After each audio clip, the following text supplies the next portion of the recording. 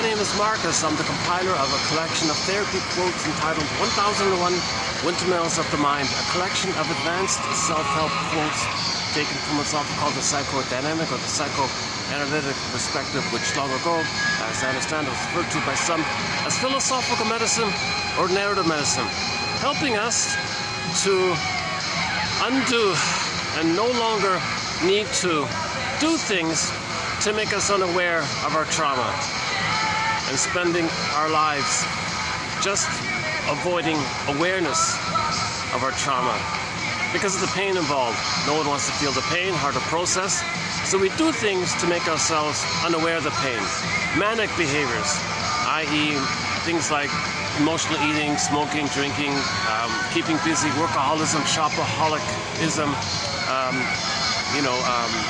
blaming others, externalized living, focusing on others too much, called prejudice and scapegoating, and making excuses like that. That's all that activity is defensive living, neurotic living.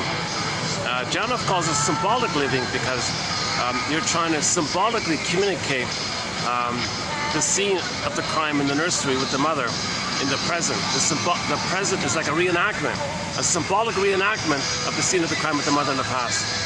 Okay, baby had needs of the mother, obviously. Baby needed a rhythm of safety. Baby needed to be seen and soothed and recognized, and needed mother's presence, needed mother's recognition, needed mother's understanding, acceptance.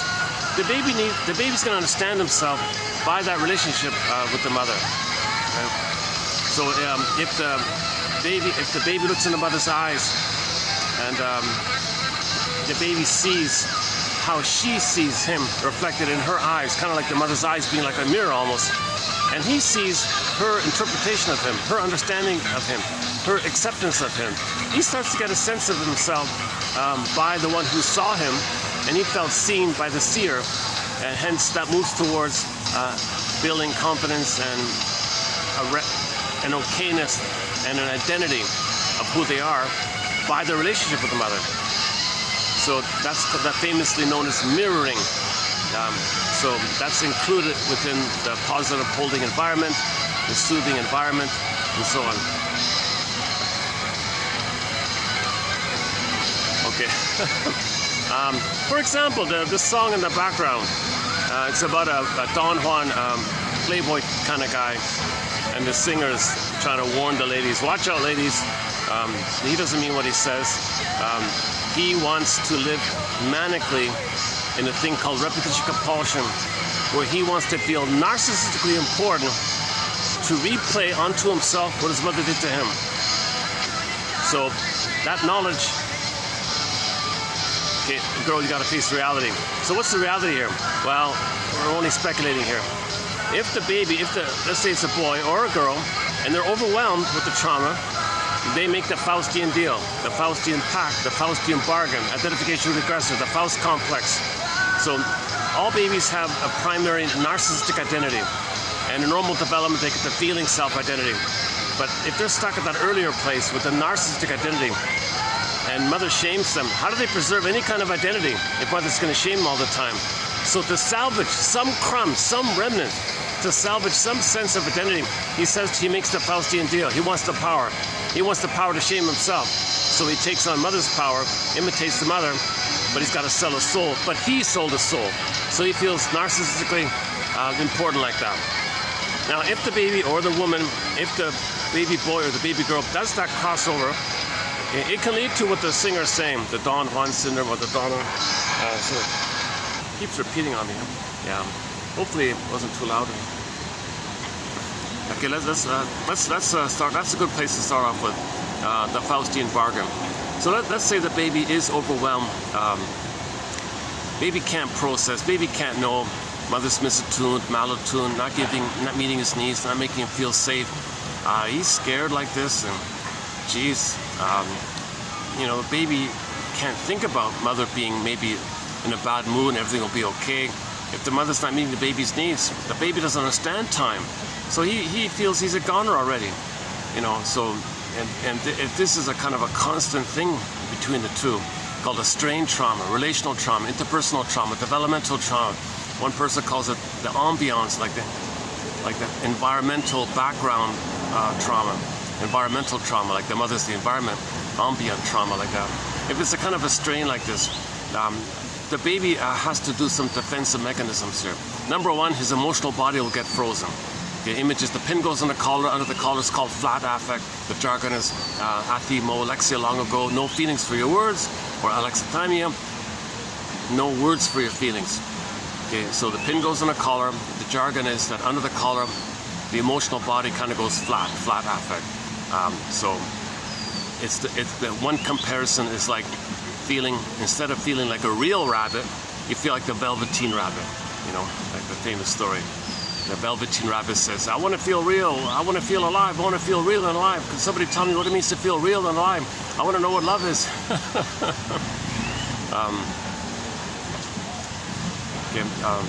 So another related image to this, one version of the Snow White story where she's in a glass coffin, one version of it is she's awake, she sees through the glass coffin, but she can't feel through. So she can live in the world, pay the bills and all that, drive a car and all that. She can understand the world and can see things, but she never touches, emotionally connects like that. So there's no like emotional contact, no warmth like that. Sometimes the soul is, the beingness of the embodiment is frozen, flash frozen, turned to stone like Echo, or locked in a tower like Rapunzel, or in a coma, emotional coma like Rapunzel, like Snow White, or the maiden king morphs into a swan or a bird or an animal and goes away, flies away, or runs away, that kind of thing. So that's the pin in the collar. Underneath the collar we feel. But we live to the extent that we feel embodied, called embodiment, a sense of beingness, an ontological self, a feeling self, called embodiment. And if we don't have that feeling of embodiment, we don't feel at home within, we feel estranged from ourselves, we feel a kind of emptiness, like a chasm. In the Disney film Inside Out 2, you see the chasm scene. That's called psychic pain. Okay, the image is from the Greek myth.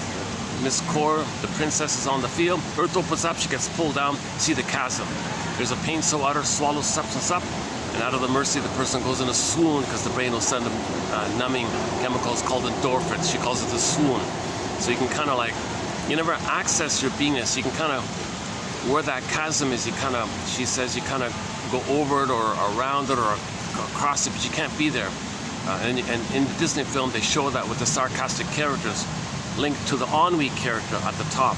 So that's one possible scenario. But the sarcasm characters represents the real bitterness and anger around losing our beingness like that. It's called repression. So it's buried in the limbic system somewhere, buried. The amygdala stores it, the old brain, somewhere in the body. It's recorded. It's called the unthought know. We know it, but we can't think it, we can't perceive it.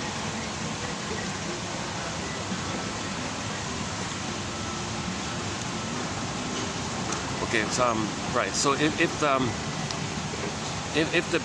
the baby needs all these things with the mother, he needs a blissful oneness with the mother for the first 4 to 5 months, and it's kind of like a social, interpersonal, womb-like atmosphere, a womb-like condition. And so the paradise he had in the uterus, that paradise, that Shambhala, Shangri-La, Nirvana, okay, whatever you want to call it, this participation mystique, this unity of oneness, mother-infant dual unity, this paired unity, this two as one, this kind of blissful feeling where the baby thinks that he's kind of one with the mother, and the mother's the powerful one, and the mother's the all-giving one. He thinks he's giving it to himself, that he's powerful like the mother, and he has a wish or a thought or a need, poof, there it is, not knowing that the mother supplies him. He thinks he creates it. That's called magical thinking, omnipotence of thought, unconditional hallucinatory omnipotence, where the baby has a need, poof, there it is. So he doesn't know yet that the mother's giving it to him, because the baby's in a state also known as undifferentiation. He doesn't know where he begins and ends, where the mother begins and ends. There's kind of, the two is like one like that, and the whole system is him. So he thinks he's everything like that. So whatever he's getting, he thinks he creates it. And that's the idea of magical thinking. He had a thought, a wish, poof, there it is. See, that's amazing, right? And the thing is, the baby's in a blissful state where he's floating around in an oceanic feeling, oceanic bliss, dispersed, no time, floating everywhere, no time, no sense of time, no worries, floating. He's in a blissful kind of state. Now, one guy exaggerates it by calling it oceanic ecstasy, a bit of an exaggeration, but just to make the point, he's in a blissed out feeling where he's powerful, he's the universe, he's everywhere, he's safe, his needs are met automatically. Nobody knows exactly how to describe it. It seems to be like a mystical kind of thing, or just some kind of blissful feeling kind of thing. So anyways, that blissful oneness the baby has in the uterus, assuming that everything was okay in the uterus, assuming that there was no prenatal distress syndrome where the mother was drinking or taking pills or smoking, and then the child would be suffering. And if that's the case, if it's not getting enough oxygen, if the mother's stressed out, and if the mother's smoking, the center vein, which in the cord, the center vein which sends the oxygen, constricts and not allowing enough oxygen to go to the child. Plus the oxygen has to deal with the nicotine in the mother, so the baby's not getting enough oxygen. So he's suffocating, he's terrified like this, and then in his rage, he thinks what's around him is a rage. So now he's fighting with the sea monster. Takes the placenta, cord, 3 veins, he senses it, and thinks there's some kind of sea monster he's fighting with. So then the uterus is not a friendly place. The uterus is not a friendly place. So the baby needs the uterus to be a friendly place. He needs to feel safe in the uterus. He needs that Garden of Eden, that blissful, beatific, poetically beautiful, mystically beautiful, paradisical kind of state that all the ancient mystical poets talked about, kind of thing, maybe like that. So he needs this Garden of Eden, in other words.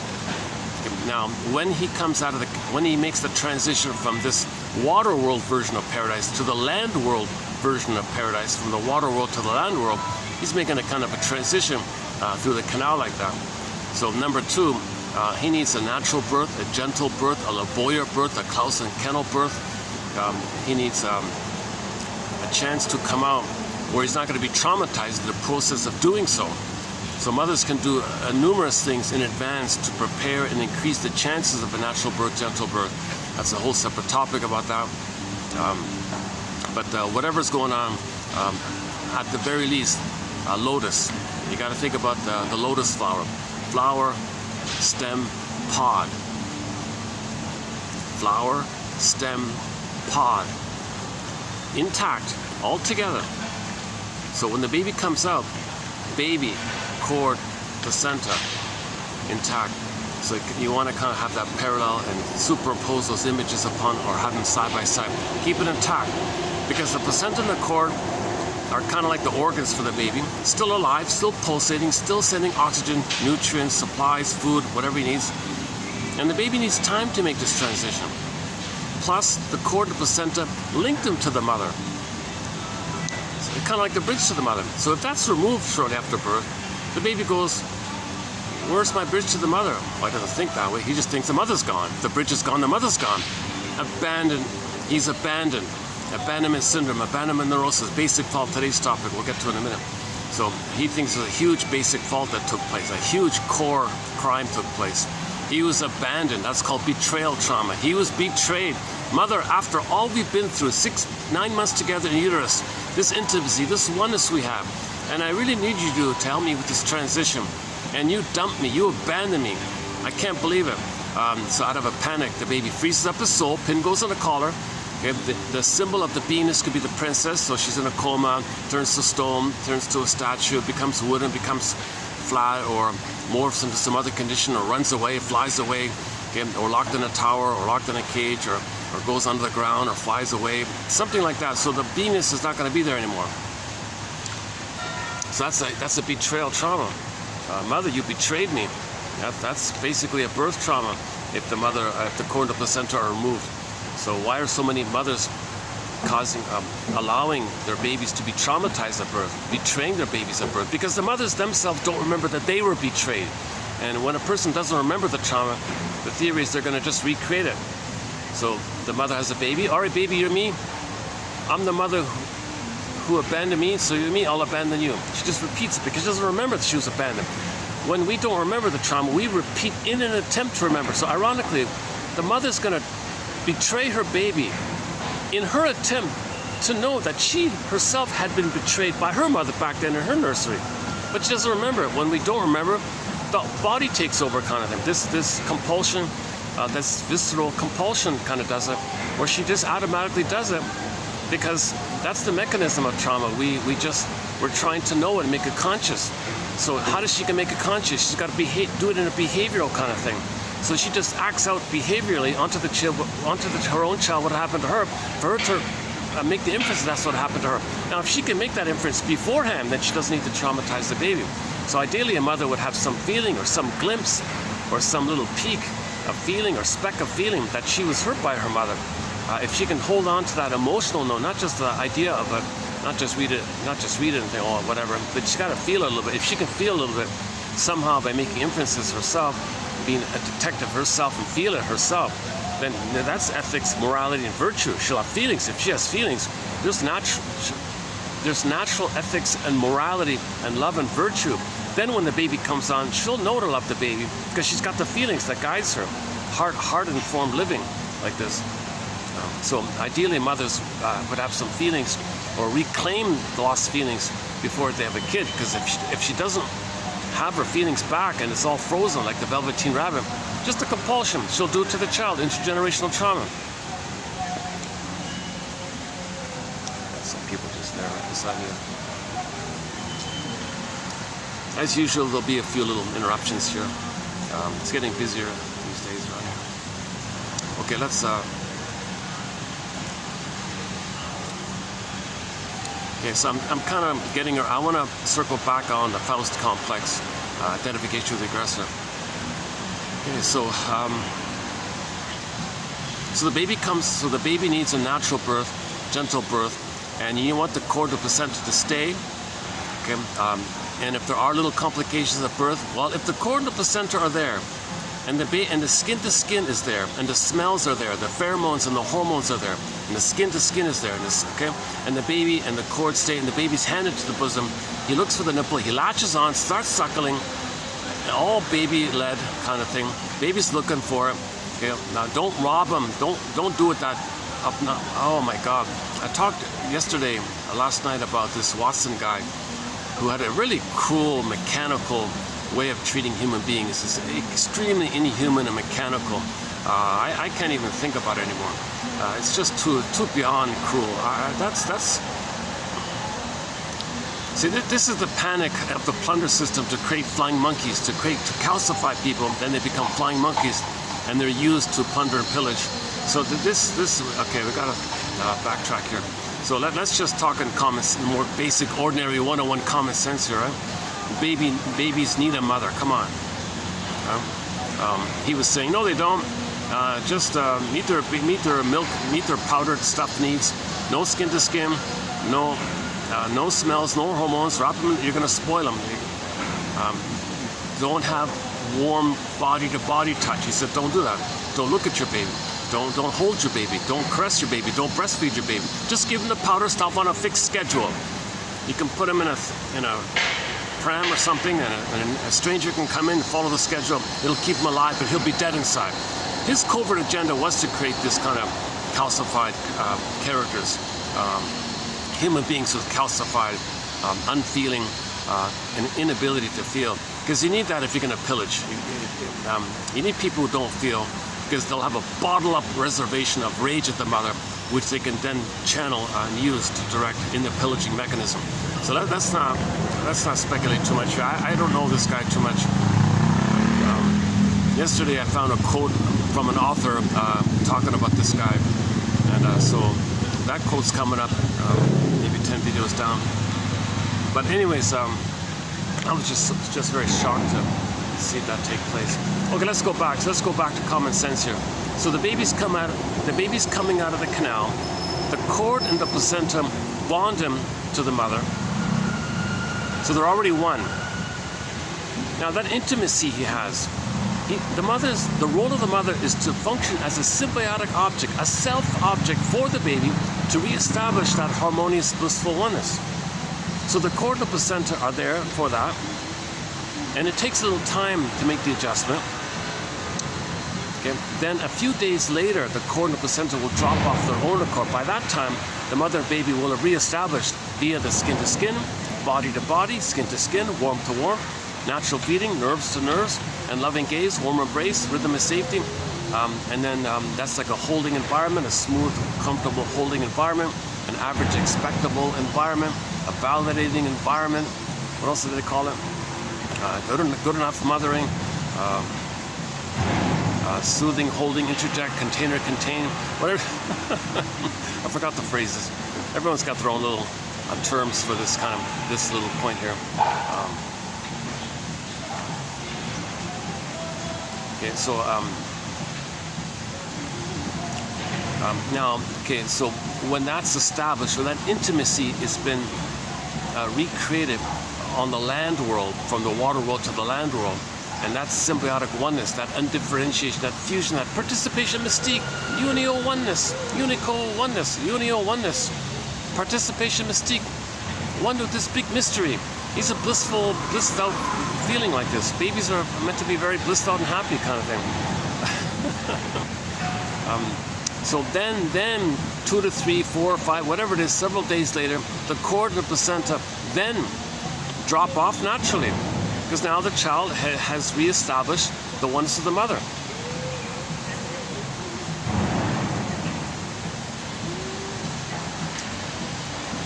Son of a gun, no? This is the best spot for me to do this video today. Actually, you know what? I got permission to use the indoor park for 30 minutes. Because what I'm planning to do is I want to play a clip from YouTube. It's about 30 minutes long. There's only one copy of it. It's an indie homemade film. And there's only one copy. No DVD, no other websites have it. The guy who made it put it on his channel, on his personal channel. And I'm really worried, you know, what if something happens? I want to save a copy of this guy's video. So we'll get to that later on. So I gotta play the audio. The audio isn't too loud, so I can't do it outdoors. Too much noise around here. So later on, I'm gonna go inside and play you a 30-minute clip, and we'll discuss it afterwards.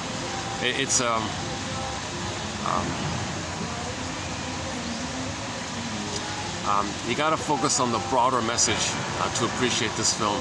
If you're nitpicking, can't see the forest for the trees, you're kind of missing something. So this film I'm gonna show you, you gotta have like a broader kind of appreciation for what the filmmaker was trying to do. It was a real passion for him to do this. It was a personal project, his own expense like that, no funding, no support, no independent film festival would take it. No one would offer to make it on DVD, it seems. He was just ignored. They gave him a hard time by the looks of it. And luckily, he has it on his personal website. This was done a long time ago, I don't know, 10 years ago or something. It's got only 1,000 views or something. Oh, hang on a second. What happened here?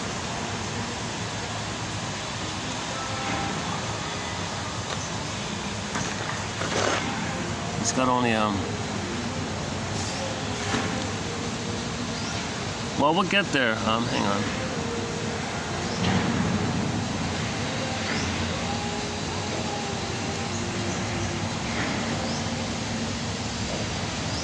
Well, the video I'm going to play was called Bob and His Enlarged Amygdala. So we'll get there. Oh, hang on. Here before even our people were. That don't count. So you can't hear it outside, right? Here it is.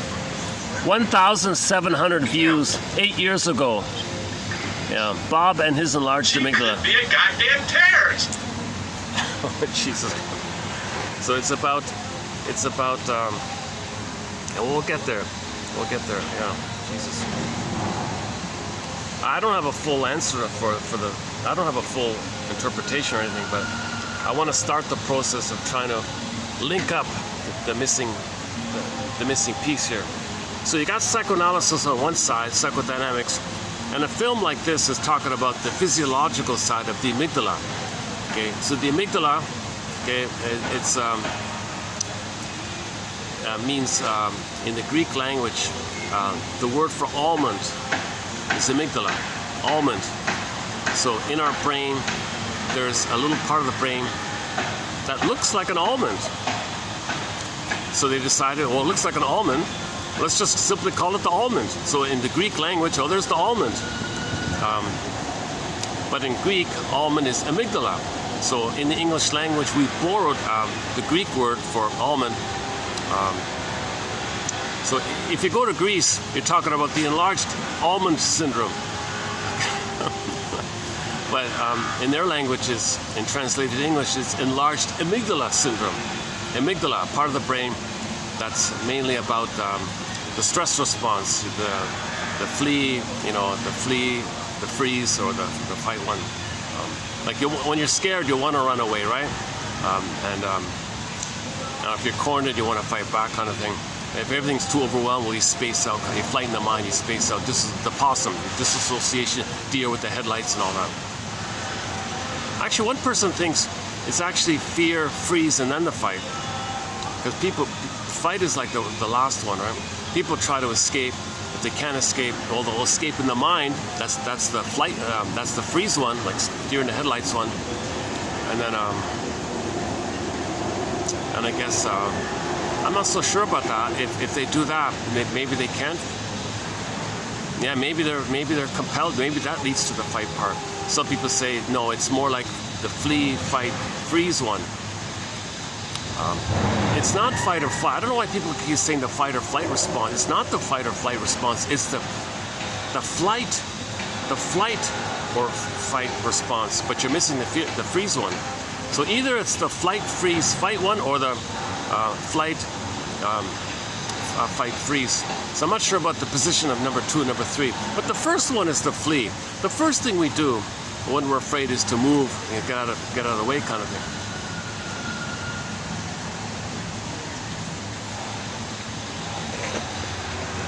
Even the jungle cat, if he's afraid, he'll run away, right? That's the first thing you do, right?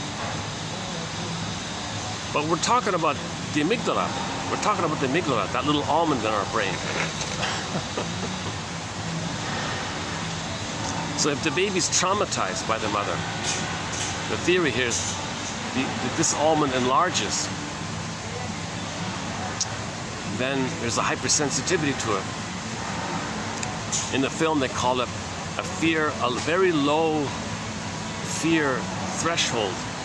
So if anything is unknown to you, you're automatically triggered in the freeze, the fight response, the stress response. So that part of the brain kind of thinks like the way any animal thinks, right? If they're familiar, if the environment's familiar, they calm down. But if there's little strangers, what is it? What is it? So this guy here, if he met someone from another country or something, he freaked out. He's acting like the term is amygdala hijack. His common sense human mind was hijacked or taken over by the amygdala. That's a famous phrase back in 1996. I just noticed by that famous book, Emotional Intelligence. If I understand it correctly, it started with that. But that phrase has entered into popular culture, right? Amygdala hijack. So you're trying to be reasonable, and suddenly you're triggered. That's amygdala hijack. Whenever you're coming from the stress response and jungle slogan mentality, that's the amygdala hijack kind of thing. But the case with Bob is he was pretty much hair trigger. Like he was always a slight little thing. The hijack would be there. See, it's kind of like always on or something, or maybe just it's on, but it's muffled, but it's on easily. So in the film, they called it a low fear threshold. You're meant to have like a more of a tolerance and curiosity and think about things. So you're more tolerant to be curious to what's going on. We're all humans, so you just try to be curious to understand things. So you have in the film they show you a little chart there. So we'll get to that, yeah. But what the film doesn't do, it doesn't talk about projection. It doesn't talk about Faustian complex. It doesn't talk about repetition compulsion. It doesn't cover any of these kind of things. Like the phrase amygdala hijack. Like, why is there amygdala hijack? So the missing piece here, I think, on my end is, or the new added piece. Why I'm doing this, is just a simple idea that the animal in the field, when they're not familiar with something, they're like alert or something. That's the amygdala hijack. Humans are not meant to really have that kind of constantly on like that. It's there in the background kind of thing. If there's an earthquake, you got to run or something. you know, like. But when the baby's traumatized, it's kind of enlayered, flared up. It's on all the time. It's pulsing all the time. You know, it's not meant to be like that. So, in the case of Bob, he became an intolerant bigot. Okay, they referred to him as a total bigot, or a man with immense prejudice, immense intolerance to questioning or understanding, very impulsive like that. It's not realistic, right? His son fell in love with a woman with a different background. He freaked out and he went berserk, kind of thing. And so he's interrupting normal love for his son like that. You know, the wife was more reasonable about it. So we'll get to that. It's a good film. They made fun at themselves trying to make this comedy. They poked fun at themselves in the process of making this comedy. It was kind of like a tongue-in-cheek comedy about a comedy. Like, they try to really, they were tackling a very tough topic. So they were just trying to make it so topsy-turvy with the comedy. It's a little wackier a little bit, a little strange at some points. I couldn't even hear the audio. I can't quite make out some of the phrases there, but the general gist of it is pretty good. I think it deserves way more attention. In the comments section, the person, there's a very good comment. Yeah, hang on. Let me read that comment here. I'm getting ahead of myself. I was planning to do it later on, but let's. The third comment down. Yeah. The third comment down. Yeah, this one here, 6 years ago. Is that the one? I'll read more, hang on.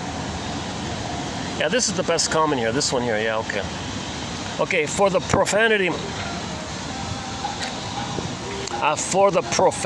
police and the faint of heart, I do apologize, but this video is bleeping good, gold. Sure, EAS, okay, enlarged amygdala syndrome, is not strictly a southern affliction, but I'll be damned if I didn't recognize handfuls of my relatives, friends, and past acquaintances in this outstanding example of sarcastic comedy genius. I'd like to think that if the MAGA mafioso could see how utterly ridiculous and dangerous their narrow-minded, outdated, and bigoted belief systems were, they'd love themselves enough to change their ways for all of humanity's sake. For all of humanity's sake. I'll be sharing this little gem, as I know I'm not the only one who can appreciate this insightful, tongue-in-cheek take on the challenges rational people face when dealing with society at large these days. That's the only review for this film, right there in that comment section. Can you believe it? There's no write-up. There's only one little write-up. It's just some obscure little local kind of magazine interviewed the director of the thing. And it's just a short article. There's just one sort of write-up about this film in a small town's local magazine. It's online, and he described it being like a labor of love and a passion to do it. And he made some comments about the process of making this film. And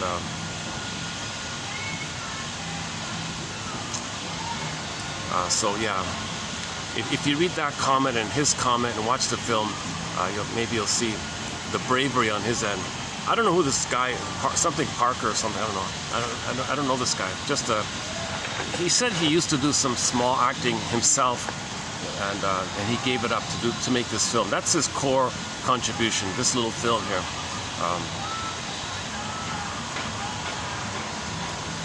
It's farcical. It's exaggerated. It's like she says, tongue-in-cheek and sarcastic, even about the process of making the film. Because one of the doctors has EAS, and she's a doctor, but she's got EAS herself, and so that's the regressive brain. So EAS they would call the regressive brain. That's the amygdala side, and the progressive brain, yeah, that's like the neocortex. So the brain has three parts, right? The famous triune brain, the brain with three parts, the three-in-one brain, the three minds, the three systems in our brain. So you got the limbic system, where the amygdala is. That's the regressive brain, the animal jungle slogan brain, right? That's your spine, that's the back of the mind like that, the amygdala, the limbic system like that, this old archaic one. But millions and billions or whatever it is, we grew the mammal, okay, we became hominids. We layered on top of it the body, the warm body, the feelings, the warmth, affection, love, okay, hugging, you know, okay. The older one is just only cares about survival, reproduction. So now you got, that's why it's often called the lizard brain, the iguana brain, the salamander brain, okay, the frog brain, whatever you want to call it.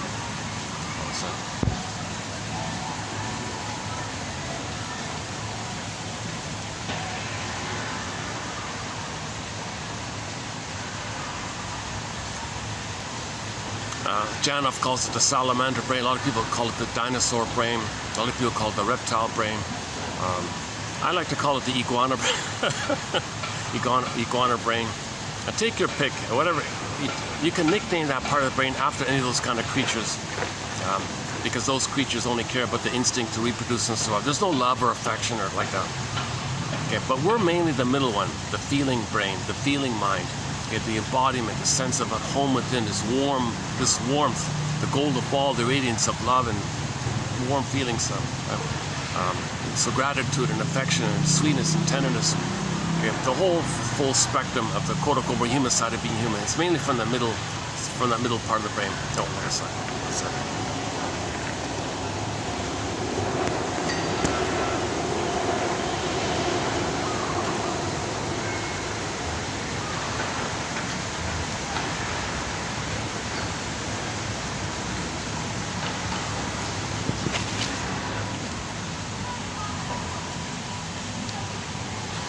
Yeah.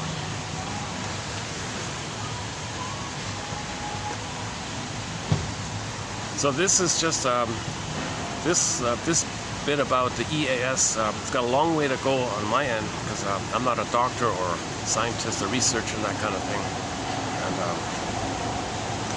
And I saw the phrase this morning, amygdala hijack. Yeah, what about that? So I was reminded of this film. So I want to pick up on that phrase, the low fear threshold and the amygdala hijack. I want to pick up a little bit on it. Because all these biology researchers and cognitive therapy people or general psychology people, they're not including the psychodynamics of projection. Okay, how when something about us took place that's painful, well, there's this innate drive to be aware of it, to bring it up to consciousness. The medium for that is called projection. You attribute to others something about you don't want to know. So you felt no good and your mother was dangerous. So then you say others are no good and they're dangerous. Okay, so that's now when you're projecting, your amygdala is flared up, of course, and your amygdala might be enlarged, so it's always flared up or easily triggered kind of thing. And some people have an overly inflated amygdala that's always kind of revved up. Some people's amygdala is kind of calmer because the baby wasn't traumatized as much. Maybe the mother nursed the baby, baby-led feeding, skin-to-skin contact, mother gaze. But if you remove the baby, put him on a scale, wrap him in a towel, he's abandoned, or and so on and so forth. Jesus Christ! You can imagine his amygdala enlarging maybe. Somebody said it's an actual thing you see on the scan, that the amygdala literally does become enlarged. Now I have a question mark about that. I don't know if it's just one sighting or if that's really the case, or somebody speculated if that was it. I didn't get the full story. If it's just a metaphor of the overactivated or overstimulated amygdala, and they just, as a shortcut, they would say it's enlarged or something to represent that, or if it's literally enlarged. So I got a long way to go with this topic about that. Okay, so we'll get back. At some point, I'm going to go inside and play that 30-minute clip. But let's backtrack here. I want to round back to where we began about the Faustian complex. That's a key thing here. Right? So baby comes out of the uterus. Let's assume everything was okay in the uterus. Let's say that he was able to get a birth whereby he wasn't traumatized. Let's say the mother left the cord and left the placenta, handed the baby to the bosom, left the hormones, left the muck, left the smell, okay, and then held the baby warmly and smoothly. And the mother had a delight. The mother had a pleasure in meeting the baby's needs and having this kind of maternal attitude that she's willing to give all of herself freely to the child's budding beauty, developing needs, growing needs, nurturing needs. The mother is, that's what the word mother means, right? Jesus Christ. So the mother is functioning like a mother, right? See, something in this. Okay. So let's say that takes place. Then for the first 4 to 5 months, this cocoon between the two, this extended paradise takes place for the first 4 to 5 months. Then at 4 to 5 months, okay, on average, Mahler says, and others, that ballpark between 4 to 5 months, maybe 3 to 6. I saw one range between 2 to 7 months, whatever it is. Let's just stick with 4 to 5. The child was safe enough and could grow enough and could internalize the memory of mother being there for the child, having that time of oneness. It's kind of like an egg. He's still just growing in the egg like that. Then at 4 to 5 months, he begins to hatch out. The child's sense of identity, his sense of self, his impression about himself that he was given can now consolidate and be established as distinct out of that orbit of the two being one. That his self side of it comes out of that, and therefore the mother side of it is distinct. Likewise, now you're moving towards the self and other, right there. So it's beginning to hatch out, and it's a gradual, slow process from 4 to 5 to roughly ages 3 to 4, like that. Okay, so the first core phase out of the egg, out of the psychological egg, yeah, you got from 4 to 5 months to 18 months. The baby sense that it's all about him. The world is my oyster. He's a little god, a little king. He makes everything happen, magical thing. That whole kind of thing that he had in the uterus, it's still kind of there. Although he's starting to practice because he's got motor skills. He can walk, crawl, run. So here he is thinking he's a god and he's got motor skills. Now he's got Superman and he owns the world, kind of thing. So the baby has a love affair with the world. He has a total love affair with the world. He thinks he's Superman and he owns everything. Let him have that. Let him enjoy that process. Just gently keep him safe so he doesn't hurt himself. Don't rebuff him for that. And ironically, the mother can even a little bit, oh yes, baby, you're a little god, okay. The mother can kind of like just go along with it, kind of thing. So let the baby not be rebuffed for that kind of phase. An important thing is the child needs to see that the mother's okay with the child being like this, being the way he is, number one, and that the mother sees, and the child sees that the mother sees that he's not only a little god, but he's a unique god. He's nature's greatest miracle, right? The Great Spirit likes everything to be unique, so he's unique. And now he's on the scene, and the odds of him being on the scene are 1 in 400 trillion, somebody said. So the mother has this Freudenfurt, this delight, this pleasure and respect for nature's greatest miracle, and that nature chose all this. Everyone's chosen like this. The baby was chosen like this. So she delights in this mystery. The child comes from nature. Life's longing for itself. It's all from the Great Spirit, like that. And the mother has a happiness to play her part in the budding beauty of her baby. Okay, so she, in the emerging self of the baby, allowing the baby to become who they were meant to become. So she's cooperating with nature like that, you know. She's apart from nature herself. So then from 4 to 5 months, the child runs around the garden or whatever, thinks he owns everything. All she got to do is keep him, gently distract him so he doesn't hurt himself. That's okay. Just put the fork in the socket or something. Not rebuff him, like don't say, oh, who do you think you are? You don't own the world. Okay, and number 3, she's got to be very careful with these things, with saying things like don't touch this, don't do that, because the child thinks don't be me, don't be myself. So the child's not yet ready to separate his being from the doing. It's still too confusing for him. So when the mother says don't do that, the child interprets that as, well, that's me. You said don't be me, like you see, right? So she's got to be careful. She's got to make it clear that the behavior is not good or something, but him being a special, beautiful baby is wonderful. That's good. She's got to kind of communicate somehow, at least in her own mind, at least in her own attitude. The baby's wonderful, but this thing that the child's doing is a no-go, but his being is a go. His essence is accepted, but maybe that doing thing, it's dangerous. So if the mother can at least think it or try to make some small gestures about it or some comments about it, at least the child will pick it up, I think. So in other words, the mother doesn't rebuff the child, right? Admires the child for thinking he's a god, keeps him safe like that, and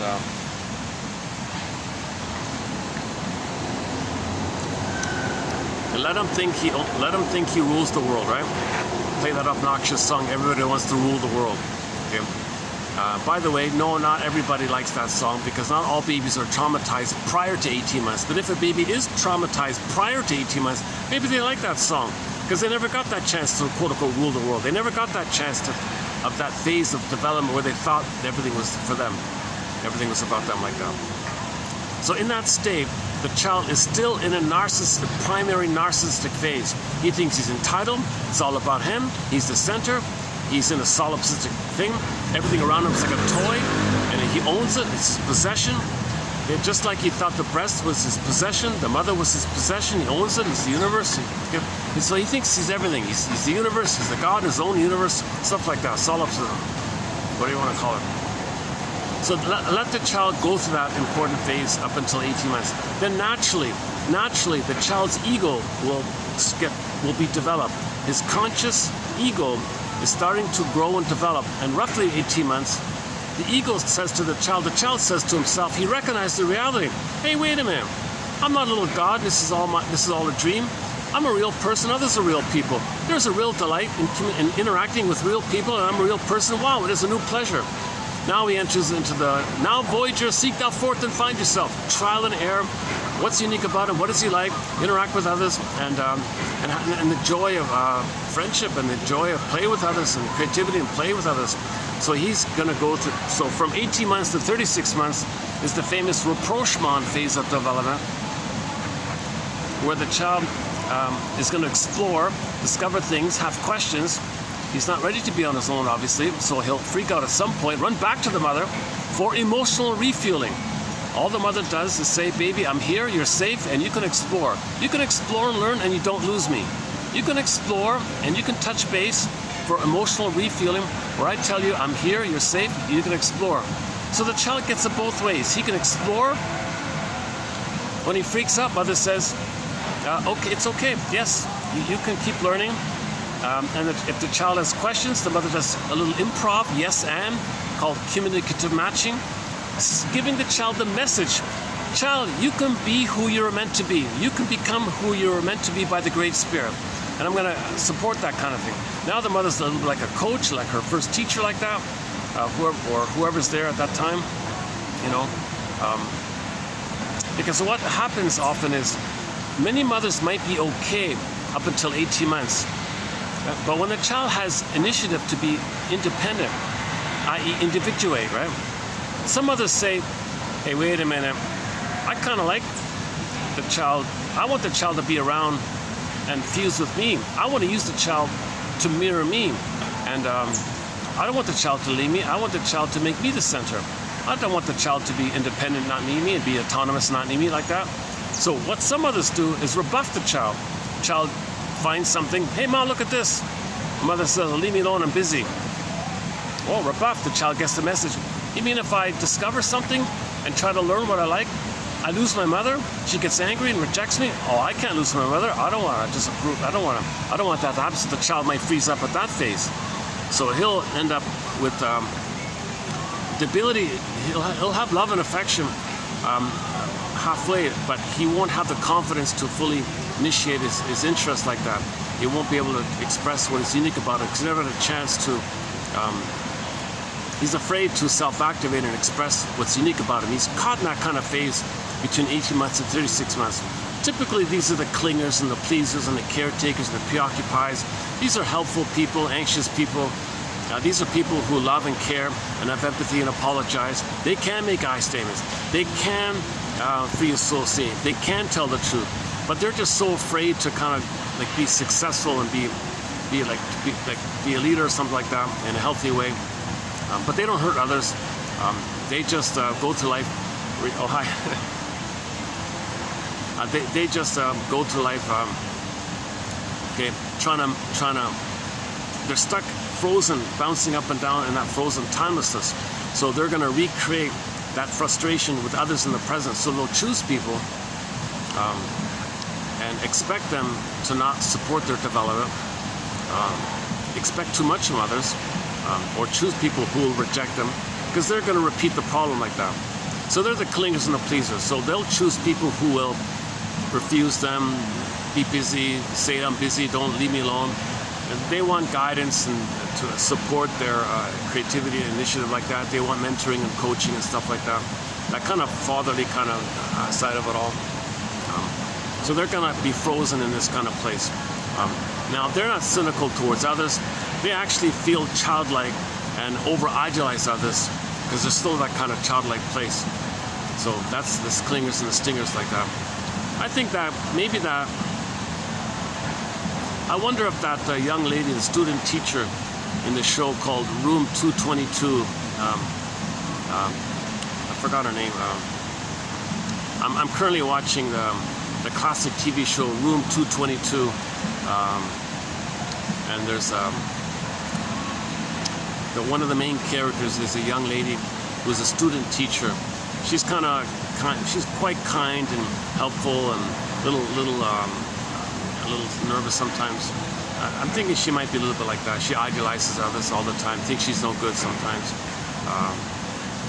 But she's gaining confidence as she goes along now. The actress is Karen Ballantyne, is that right? They call her cute and adorable. That one there, okay. In the sitcom I Married Joan, I think that actress, Joan Davis, who played the Joan in that TV show, she was kind of like that. She was kind and compassionate, helpful and all that, but she was clumsy, she was making mistakes, and she was afraid to be autonomous, she was afraid to be successful, she would sabotage things. The husband thought it was cute and didn't help her, but she was stuck in this kind of mode like that.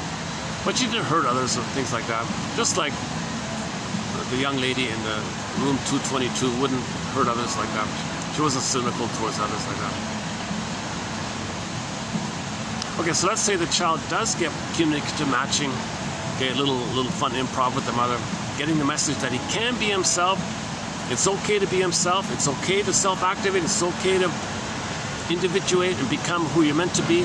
It's okay to be that, who you're meant to be like that, to be embodied, to have your golden ball, to have your identity, and to be kind of independent like that. On yourself, it's okay. And the mother has delight. The mother has what's called Freudenfreude. The mother has pleasure in the child's happiness, called Freudenfreude. The mother at this stage has Freudenfreude. If the mother doesn't have that kind of pleasure in seeing the child being autonomous and happy, she may feel a tug of, gee, it was kind of nice having a kid around or something that felt. She can't do that. She can't use the kid to meet her needs. If she uses the kid to meet her needs, there's going to be a problem. Then the child will freeze up there. Because let's say that there isn't a problem there, then roughly between the ages of 3 and 4, the child has more or less, quote unquote, a psychological birth. Nobody has a perfect psychological birth, but the wiring is laid down, the memories are laid down for 3.5 years roughly.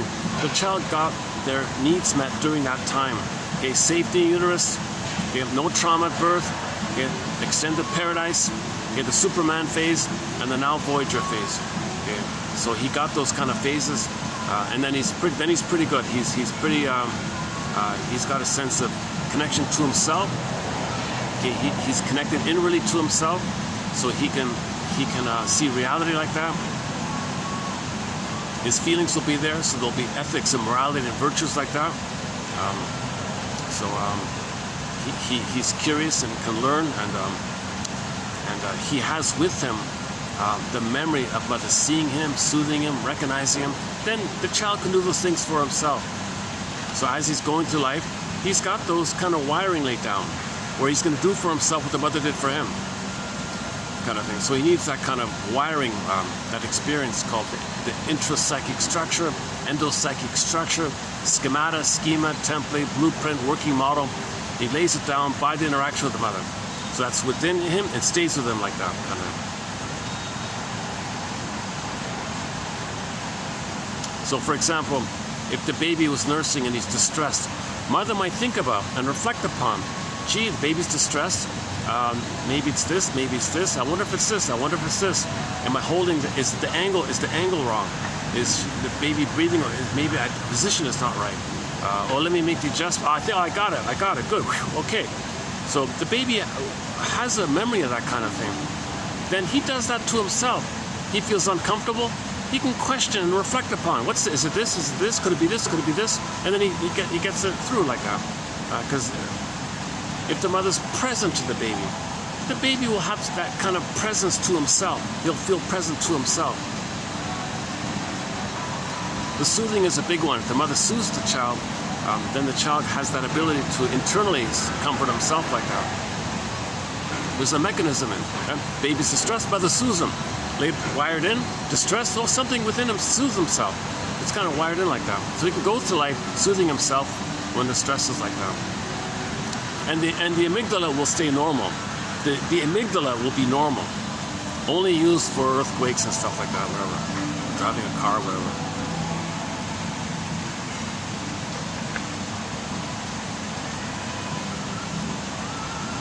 Okay, so let's backtrack for a minute here. Let's start off with the first one. If in the uterus the mother's taking pills and smoking, and mother's arguing, if the child experiences an unfriendly womb, then he thinks the mother's a sea monster, meaning his anger he projects in his brain. He fuses it with the placenta cord 3 veins. His rage is kind of one like that, so he enragifies in pictorial form those 3, and it looks like a sea monster basically. So now the uterus is not a friendly place. So he's very stressed out. Now if he's going to be very stressed out fighting with the sea monster, when he comes out of the canal, he's very vulnerable to birth trauma, because he's too weakened already, kind of thing. So if the labor was induced and the contractions are going, mother freaks out and clenches, and the baby has a life and death struggle in the canal. Something's pushing him, but he can't get out. He's hit, the tailbone might be hitting the tailbone and pushing him behind. There's a wall there, he can't get out. Rock in a hard place, kind of thing. He's swirling in like that. That's the Odyssey with the sword, the Chabalus and what's the one again? Scylla and Cilia and Charbilus or something. The rock and the whirlpool and the crash one. So if he stays in the uterus, that's the whirlpool. He's going to swirl in his own stress hormones, and he might be a goner in the whirlpool of being flooded with too much stress hormones, and he's going to swirl and die in his own stress hormones because he can't get out and something's pushing him and there's a wall there. So if he stays in, he's a goner. And if he's being pushed out, he might be a goner if he keeps hitting the he can't get out because the mother's clenching or something. She's afraid of the birth, or she's tightening up, she's stressing out. So the baby might be hitting the wall. So that you got this pushing, staying in whirlpool, hitting the canal point or something. That's the hard place one, right? So he might be a goner hitting himself like that, trying to get out.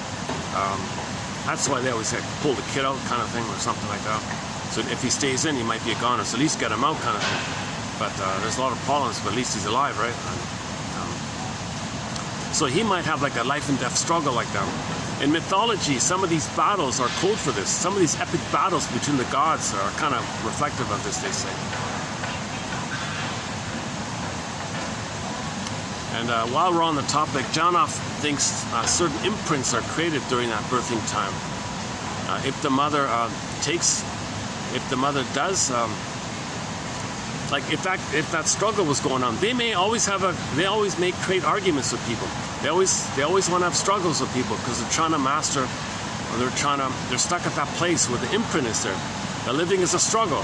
So they always create fights with people, soap opera stuff. They're always dramatic, bullying, make a fight because they were fighting in the canal maybe. He thinks imprints are created during the birthing time.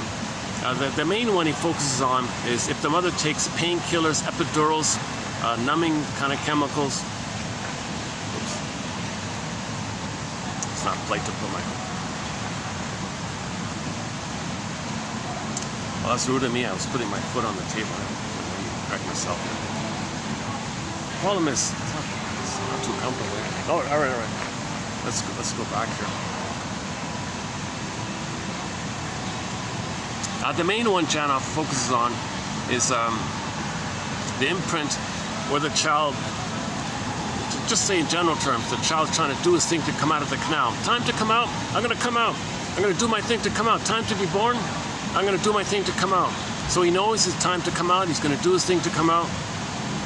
But let's say the mother takes an epidural, painkillers, anesthesia, makes herself numb, doesn't want to feel pain like that.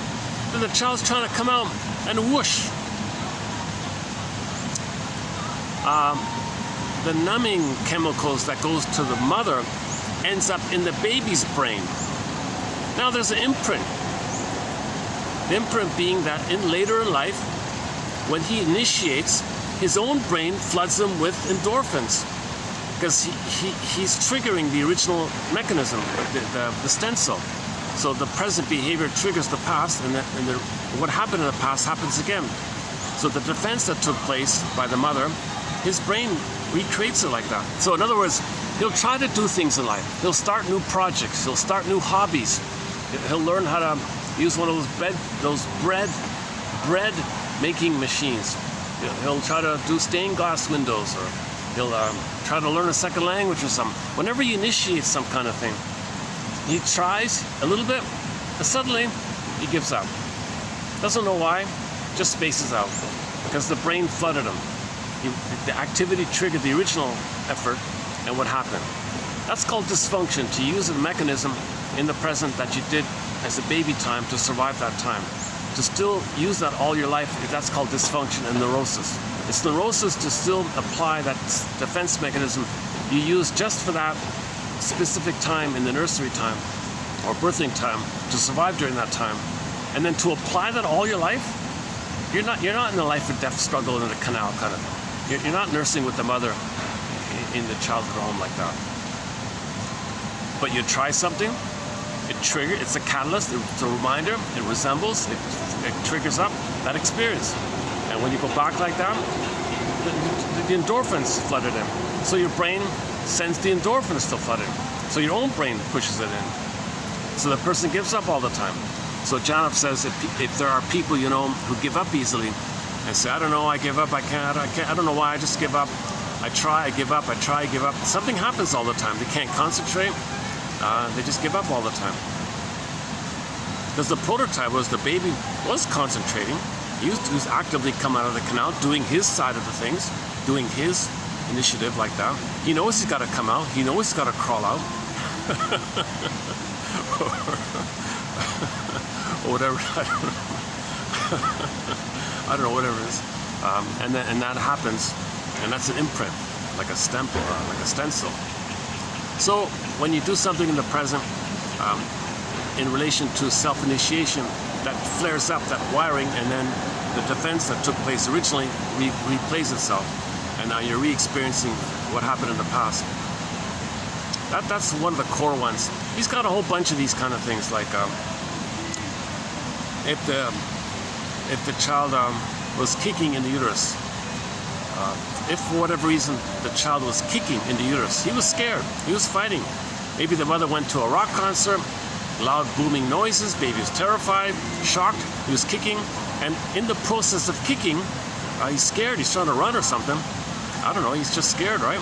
The flee response, right? He's trying to flee, I guess. But where's he gonna go? So he's kicking, where's he gonna go? in the process, he may accidentally twist the umbilical cord around him. And he keeps on kicking. The cord might get twisted again and again and again. And it might get to the point where the child thinks, wait a minute, if I kick one more time, I'll be a goner. There'll be no more oxygen. So the child says to himself, his own survival instinct says, don't move, don't move. Even though there's loud rock music going on, I can't move, I can't move. If that's an imprint, he may have that as a generalized personality trait where he goes through life, whereby if there's any kind of little stresses, he says to himself, don't move, don't move. So he never really makes decisions or something, or he easily feels that it's dangerous to make a move or something. So he won't make a move because originally he thought that in the uterus, if he were to have made a move, he would have been a goner. So in the present, he needs to make a move. No, don't make a move.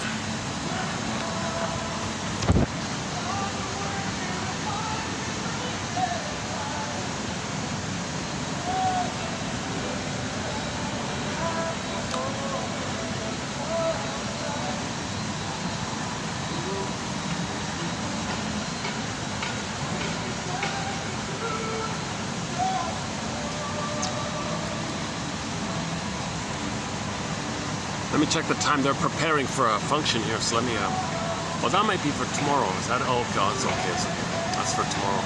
Yeah, okay. I want to somebody remind me to play the thing. Because she said that room's I can use that room. I want to play that clip. I'll play it again in the future, because I want to make sure there's a backup copy somewhere on the internet of this film. It's a good little film. It's a needed film. It's the only comedy of this very important issue. It's the only comedy of all in existence that I know of that addresses it. For all of its question marks all over the place, it's extreme parody, it's extreme tongue-in-cheekness and exaggerated, farcical. Maybe they were doing that to kind of make it tolerable, make it possible, get the message across.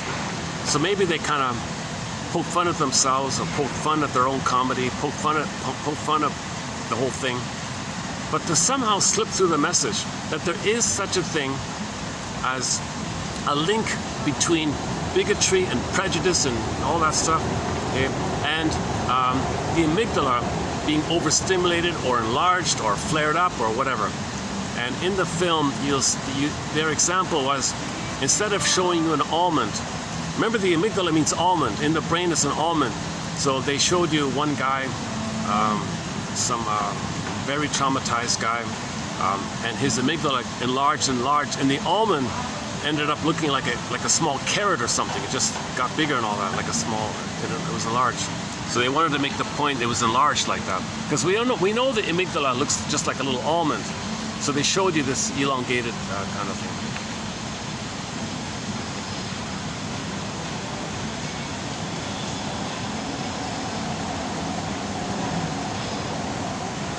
I did find it funny. I got it. Parts of it are it opens up kind of slowly with the woman and the cat thing. So the woman, the cat lady, wanted to bring in her cat because the cat had EAS, and she said that her cat was so angry and so naughty that the cat chewed the woman's cables, brake cables in the car, she said, and she got into an accident because the cat damaged the brakes in the car. That's what she claims. So she had an accident like this. So she finally decided we gotta send in the cat to the doctor to do a procedure to shrink or to heal this EAS. So they created a fictional medical procedure to shrink a person's amygdala. So now we're getting to the absurdity that you can shrink the amygdala using some magical procedural like that. That could just be like just to carry the story along. What really needs to take place is the mourning process. If you're going to shrink your amygdala or soften up your amygdala or get it back to normal, where you can love and live and feel in the present, you got to do the mourning process. You got to understand and recognize the mother was impaired, she was hurt herself, and she couldn't love. If you can admit that your mother didn't love you, and you can feel that and mourn it, then you'll get the firebird and your feelings will come back, your amygdala will calm down because you got the reality. When you get the reality, you understand things, and then you can love in the present. But when you're stuck with the old trauma with the mother, and she was impaired like the Wicked Queen of Snow White, then your amygdala is enlarged. Well, to soften get your amygdala back to its normal almond condition, you have to consciously understand that your mother was impaired. That knowledge leads to now you know what's going on. Then you're safe. I had that thought, like when you bring a cat home, like if you buy a cat and you bring it home, it always hides somewhere, like it's just scared all the time. And a day later it comes out and it knows the environment and it's very happy like that, kind of thing. So when we know what's going on, like the cat knows the environment, well, we got to know the environment. The environment was the mother was impaired. So identify that the mother was impaired. The mother was impaired. She didn't have the psychic structure, the beingness to love the baby. She was trapped in her mirror like the queen, right? So the kid comes on the scene, needs to be mirrored by the mother, but the mother is too busy caught in her mirror where she wasn't seen by her mother, and she's trapped in that mirror, so she can't mirror the child. And she's enraged at the idea of doing so.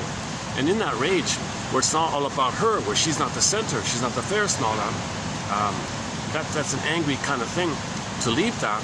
So she wants to crush the baby's knees. So that's why she was engaged in soul murder. Right?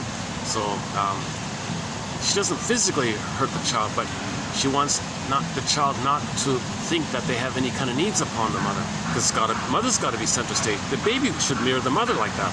So she's trying to hurt the baby to get the baby to a place where she mirrors the mother like that. So that's why in the nightmare, when the mother was holding the child around the rib cage, it was angry and tight and rough handling. So the nightmare was the laces. And all of her angry thoughts that she's supposed to give love when she never received it, she hates the idea. She's resentful that she's supposed to give when she never received. And so she hates the child for asking, because how can she give when she never received herself? So that's the toxic comb one. And then the toxic feeding was, if she was nursing, the stress hormones went into the breast milk. Okay, so the poison apple, so you take the nipple, the nipple is kind of like the red apple, right? And then inside the apple, it's the color's white, looks like milk kind of thing, juice, right? So, but when the mother was feeding, it was toxic milk. So you put the milk and the nipple like that, they put it together. Condensation is the poison apple symbol for this difficult feeding time. So difficult feeding, difficult thoughts, and difficult handling by the mother. So she can't love the baby if that's the case. She's envious and bitter like this. So she's resentful that the child should be the center. Mother says, no, I'm the center. Who's the fairest of all? I'm the center. So the mother has this tenuous identity that if she's not going to be narcissistic, she's goner. So she has to hold on to her trapped in the mirror. The phrase is trapped in the mirror like that. Like the Michelangelo painting, Narcissus looks into the pool of water, sees his reflection, and he's fixed like that.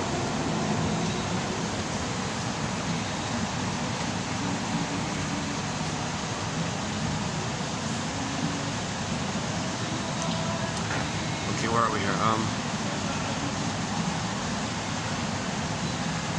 Okay, so the healing journey is all about mourning, but in order to mourn, you need narrative medicine. You gotta formulate, gotta have questions, and try to make inferences, piece together, get the truth, piece together the story, understand the story, understand the parents, get your parents a story.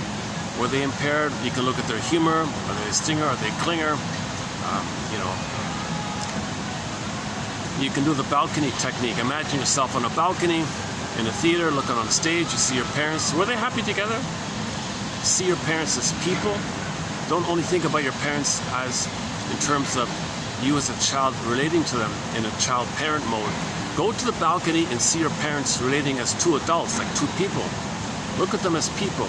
The more I learned of my parents' stories, the more they became like real people to me. Like the more I learned of my mother's story, the more I learned of my mother's story, the more of a person she is to me, says Rosanna Deerchild, an indigenous elder from the Inuit culture. She was a host of a program a while ago. I miss her. She was a very good host. I just discovered her at the end, and then she kind of left to do some novels or something. Traditional indigenous tales put into comic novels. She wanted to supervise that or something. So she's busy doing that, I think. And I think Rosanna Deerchild has a podcast sort of as a continuation, maybe. I'm not sure. Beatrice Deer. One of our musical voices, Beatrice Deer. Along with Rick Santers, you heard at the beginning, Rick Santers. That was a live, what you heard was a live bootleg of his song called The Rapper. Just a good rock song, I think. But it's about the Don Juan syndrome.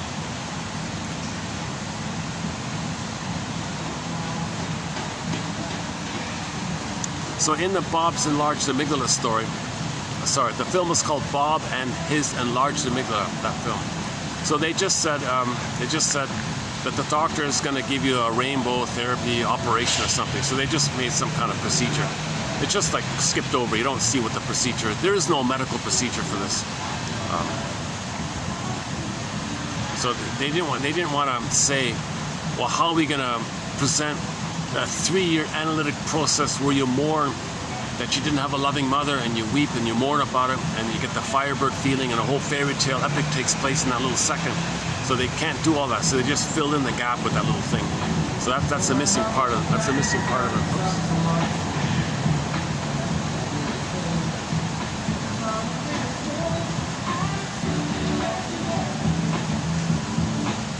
Oh, the music sounds like a louder here.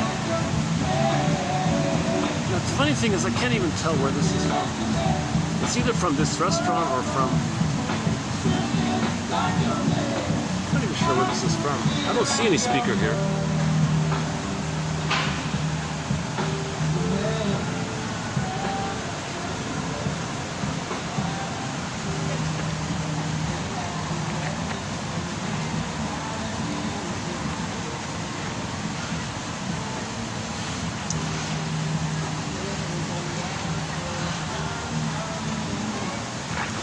Okay, so we did 3 videos recently on the Snow White fairy tale. I highly recommend those 3 videos. We did a psychological interpretation of Snow White. So Snow White is a personification or a picture or a symbol of your beingness, and you can see the condition of that. Plus, when you're traumatized, you kind of, that's how you feel. You feel like that image. You feel like that image. Snow White's in a coma in a glass box, so you kind of feel like that. You don't have access to your beingness because there's a wall there. Your beingness is in a coma, like Snow White's in a coma like that. But like the pin in the collar, or like the version where she can see through the glass, you can still function in the world. But there's that gap, right? There's a gap between your ability to function in the world and do things in the world. You can still get 10 PhDs and 10 medals and 10 awards. You can do all that stuff intellectually like that. But something's missing if you're flat inside, and that's, you might be doing these intellectual things to maintain the repression, to maintain the numbness. Some people get degrees in philosophy to bury the pain, to keep the pain. So the idea is keep the pain down, and the pain makes you, the pain creates the rationalizations, because you can't bring up the feelings. So you look for rationalizations to keep the pain like that. Or you see your soul onto others and shame them the way your mother shamed you, and then flip-flop, the one you just shamed is your mother who hurt you, and then you scapegoat and project and externalize your mother onto them, and now you express your anger at your mother onto one you just shamed who first played you in the flip-flopping thing. No time there. So in the Twilight Zone, there's an episode called Howling Man. There's a very good image where the aggression the baby has to the mother bounces in finally.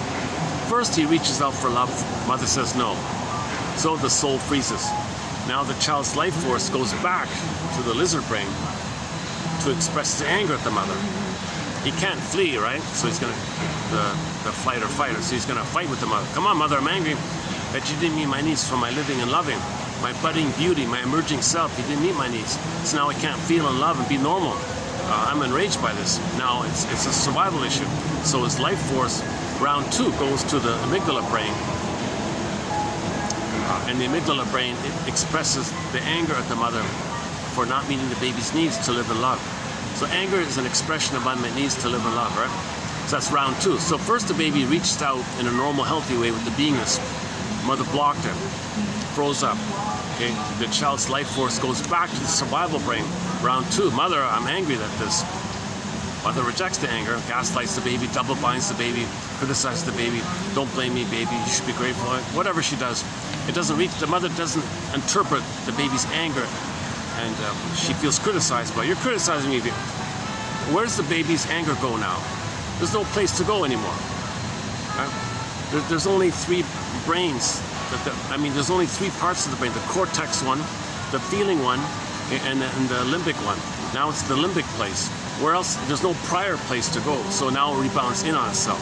Now the baby. So the first 2 was L-I-V-E. L-I-V for the love, L-I-V for the cry for love, and those 2 L-I-V-Es to the mother, okay, ended up whereby finally in the anger mode, second time around, mother rejected the baby's cries for love. Now the baby's anger, which was a fantasy to gobble the breast, possess the breast. He feels like a hungry wolf. He's so enraged like this. He's got a fury like this.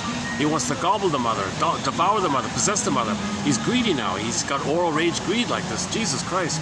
Baby's desperate like this. Where does that go now? Okay, so this is a very destructive energy. Okay, now the L-I-V-E is becoming like destructive, E-V-I-L, right? So it hits the wall like a river, like the water in a river hits the bank or something. It rebounds in on itself. When the L-I-V-E, when the child's life force rebounds in on itself, it's kind of crossing over to a reverse phenomena of E-V-I-L. It's the same energy, it just twists in the anger mode where it's going inward. Okay, so the image in Howling Man is the guy with the horns is locked in the cell in the castle. Castle's the person or the body, it's caught within. So when the Diablos guy, the guy with the horns, is locked in a cage, that's code for your range of the mother you're putting in. So it's in the body bears the burden, and now the body's holding it, and mysteriously between mind and body, every body tells a story. So your own anger at the mother is attacking you yourself. Your own anger at your mother is being rebounded back in on yourself, and you're attacking yourself, and now you're kind of like attacking yourself. So that's why the organ goes kaput finally at midlife or something. Something goes wrong in the body. It's a psychosomatic issue.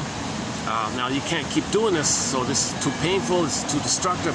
So you're looking for an excuse to think someone else can be your mother, because you want to direct your anger at your mother onto someone else. So it goes in and it goes out to the side like that.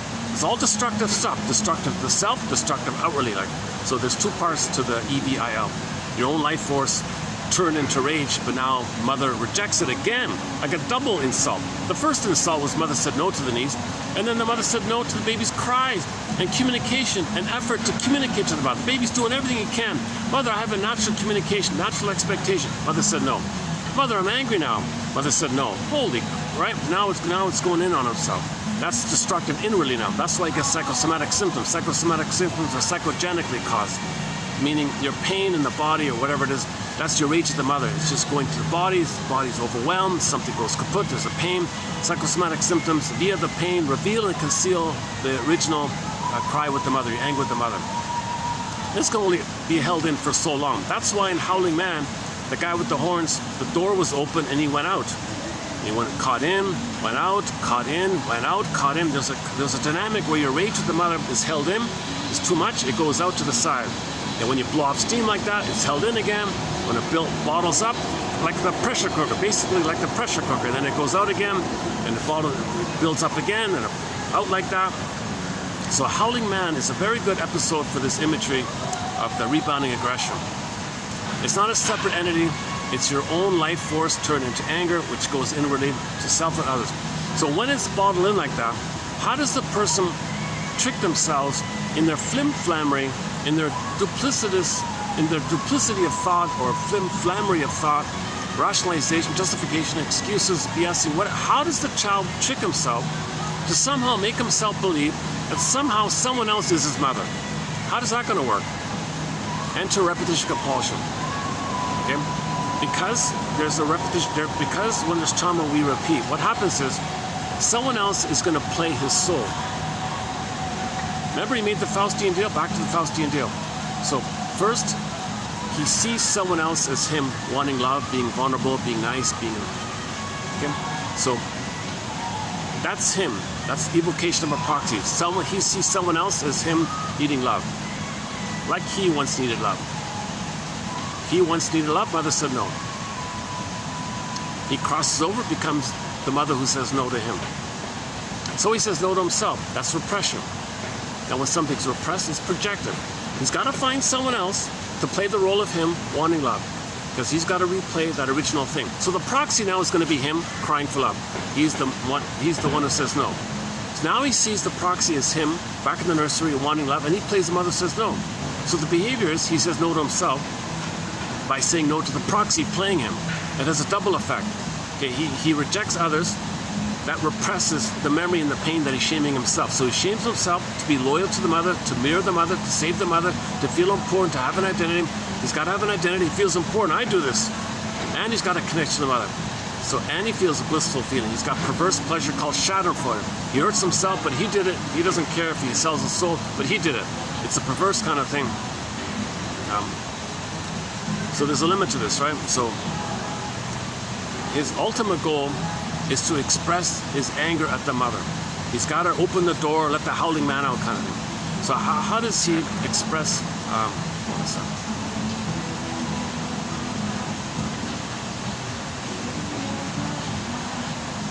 hold on a second. They're playing the cover of the Bee Gees. This might get copyrighted. Hopefully the camera won't pick it up. If there's overhead songs, sometimes things get copyrighted. This is a typical song that would get copyrighted. I even played a cover, Katja Epstein's German cover of the Bee Gees song Heartbreaker. It got blocked. Can you believe it? Because the melody was the Bee Gees melody. Hopefully it will be okay here. Jesus, I'm tempted to move, huh? You know, it's funny. A lot of restaurants play this exact tune. I've heard this in other places too.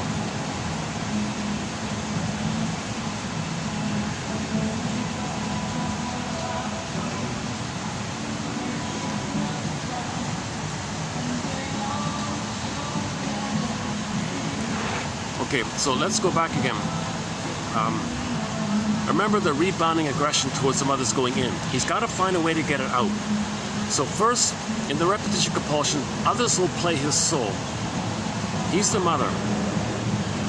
So he's angry at himself, so he's angry at the one playing him, and he represses the truth that he's replaying how mother hurt him. He's the mother who hurts himself, projects himself on others, and rejects others the way he's rejecting himself, to feel important and to feel close to the mother. Now, if he is the mother, and he's angry at the mother, how's that going to work? Well, in the primary mentation world, there's no time. So at the same time, on another level, at the same time, simultaneously on different levels, the person he's shaming, who's him, as he's shaming, you know, negative humor, dark humor, says these verbal barbs, you know, these negative comments, these insulting jokes or something. He's a no good, he's a this, he's a that. So as he's belittling others or mocking others, whatever, he thinks at the same time, the one he's shaming is the mother who's hurting him. And now he opens the door and he's angry at the one he's currently shaming, because suddenly at the same time that's his mother, and he expresses his anger at his mother.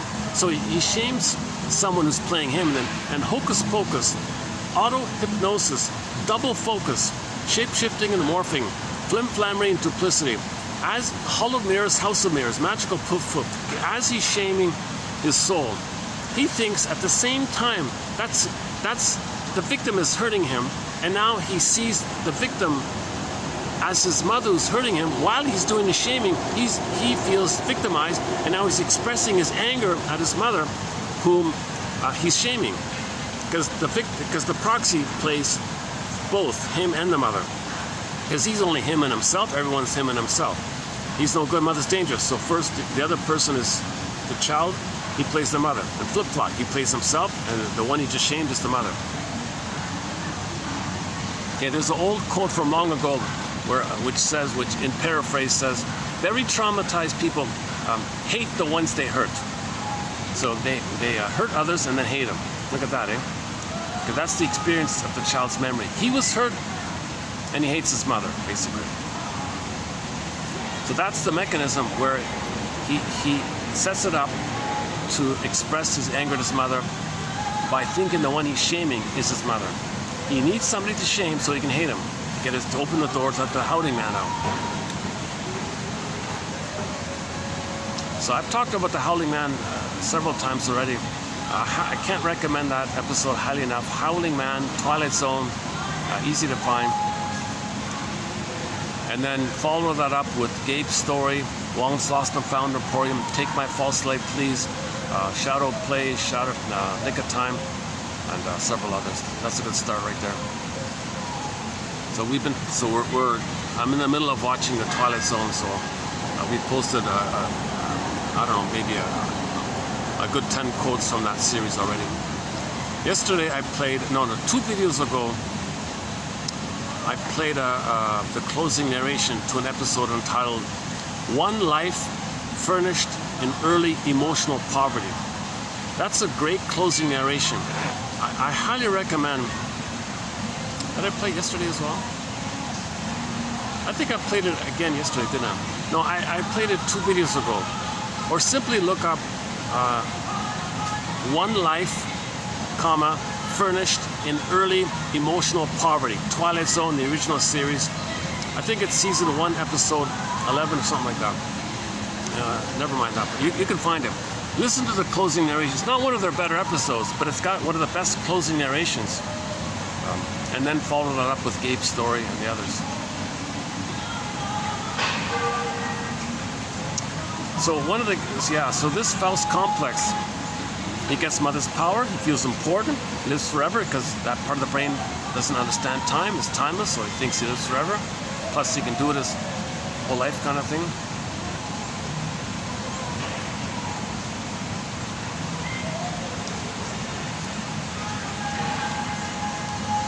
This is the angle that minimizes, this maximizes privacy because I don't get people in the background walking by. If I sit there, you'll see, I'm near the entrance, you'll see people there. If I sit there, you'll see people walking behind. And if I sit there, yeah, you see people behind them.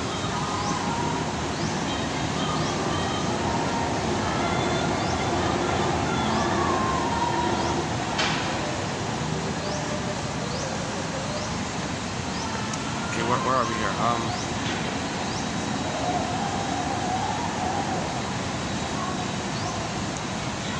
Okay, maybe I'll just get into the video then. So maybe I'll just leave it there then so I'll limit my opening comments I'll limit it to this idea of the Faust complex. I've been on one of those complex tours, sings Katie Lee in a song of hers called Shrinker Man, off her album entitled Songs of Couch and Consultation. Check out that song, Shrinker Man. Shrinker Man, wise me up if you can. I've been on one of those complex tours. I want to make it yours. It's a parody about, wouldn't it be nice if you can heal yourself? Go to a soul doctor, like you take your car into a mechanic. Wouldn't it be nice? Wouldn't it be easy like that? So she's just poking fun at the idea of that. But that's a complex tour. That's a huge complex. It means an intense emotional, psychological dynamic where you're fused with the mother, you are her. That means you got to find others to play you, to shame and to flip-flop and hate them. That's the Faust complex. You feel important, you get perverse pleasure, called Schadenfreude. So let's say a mother is in this dilemma. Let's say a mother has the Faust complex. Baby comes on the scene, okay, replays what happened to her. So her own baby will play her when she was a baby and replay that original scene. Now her own baby's playing her back in her nursery while she plays the mother of the shaming mother. So the behavior is she's going to shame her own baby because she's replaying the past where she was shamed by her mother and she becomes a shaming mother. And then flip-flop, she thinks the baby is her mother hurting her. Now she feels justified with the slogan "Spare the Rod" and scapegoats and attacks her baby, hating the baby, thinking the baby's her mother hurting her. She needs an excuse to scapegoat the baby. So the baby's being scapegoated, emotional triangle dynamic, scapegoating dynamic, prejudice dynamic, called externalized living. She's got to find someone to play, to see as her, ultimately as her mother, onto whom she's going to direct her anger at. So the poor baby's being scapegoated like this.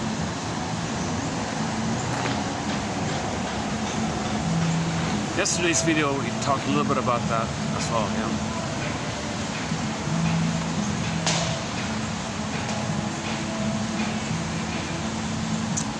Okay, how are we doing? Let's check that. I got a late start here, so this will be, I can't make this a longer video. Let's see what time. Oh, son of a gun, it's 5 o'clock already, 5:03. I've only got about an hour of light. It gets too dark everywhere. So let's do the 30-minute clip. What about the quotes? Jesus. Maybe I can, I don't usually do this. Maybe I can just leave the quotes for your reading below. So there's one from the Gidget TV show, two from the TV show Gidget. They did one episode about narcissism called Ego a Go-Go. There are many differences between boys and girls happily, but narcissism is not one of them. When it comes to the me of things, it's everybody's dance. Sort of a ego a go-go, everybody's dance. So men can have narcissism, men can be trapped in the mirror, women can be trapped in the mirror, okay? Meaning they're waiting for mother to see them so they can see themselves, how reflected in mother's way of seeing them, and they see how she sees him, and he sees that for himself, and then he's waiting to go forward. So when narcissist looks into a pool of water, yes, he's trapped, it's all about him, he's excited like that, and he's addicted, because narcissism is an addictive quality, named after the little white flower, narke. At the same time, he is waiting and waiting for mother's appearance, so he can see that she sees him, then he can leave. But mother never appears because she herself is trapped in her mirror doing the same thing. It's everybody's dance. Ego a go-go. Narcissism a go-go.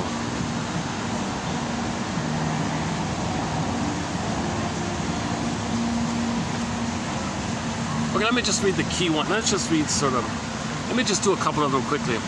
Abandonment syndrome. Yesterday we talked about abandonment syndrome. So here's another one here. This occurs in early childhood and affects us throughout our adult life. Okay, so we're talking about the basic fault idea, where there's this eerie feeling that the baby didn't get that bliss with the mother, that she abandoned him. Baby comes out, cords are moved, put on a scale, no skin to skin, hormones gone, pheromones gone, wrapped in a towel, time passes. Abandonment syndrome, basic fault. Abandonment syndrome. This occurs in early childhood and affects us throughout our life. Now we carry this haunting, eerie feeling of this something's missing kind of. This occurs in early childhood and affects us throughout our adult life. It simply is the feeling of abandonment that a child feels early in life. One life furnished early in emotional poverty. We often think of abandonment as a kind of a physical abandonment. However, millions of children today are emotionally abandoned. So we're talking about emotional abandonment. Even though the mother may appear finally, there's an emotional missingness. It's a false presence. If the mother's trapped in the mirror, there's a false presence. So the child's emotionally abandoned. We're not talking about the mother not physically being there. Okay, the feeling of abandonment from anyone is painful. Okay, so that leads to psychic pain. Okay, the significant result of the abandonment syndrome is that you grow not to trust anyone. You may have the need and the desire, but the fear as well. So you approach, but you think you're going to be abandoned. So you withdraw, but but you're abandoned. But if you get close, you're abandoned. You got a problem with this. You can't trust because the pain of what happened. So that these people might have developed a hyper fear threshold in the amygdala. And it'll stress, withdraw. So they may engage in a fear kind of mode. Or some go against. You move away or against, or you cling. So you might cling, you might move away, or you might move against when the fear threshold or the anxiety threshold of the amygdala is too thin or something. So it's easily flared up. In other words, amygdala hijack easily appears. And when the amygdala hijack takes place, there can be the against people, avoid people, or clinging, like a clinging vine thing.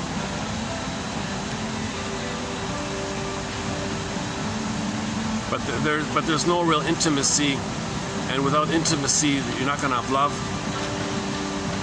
Okay, enter the Hungarian shrink, Michael Valent.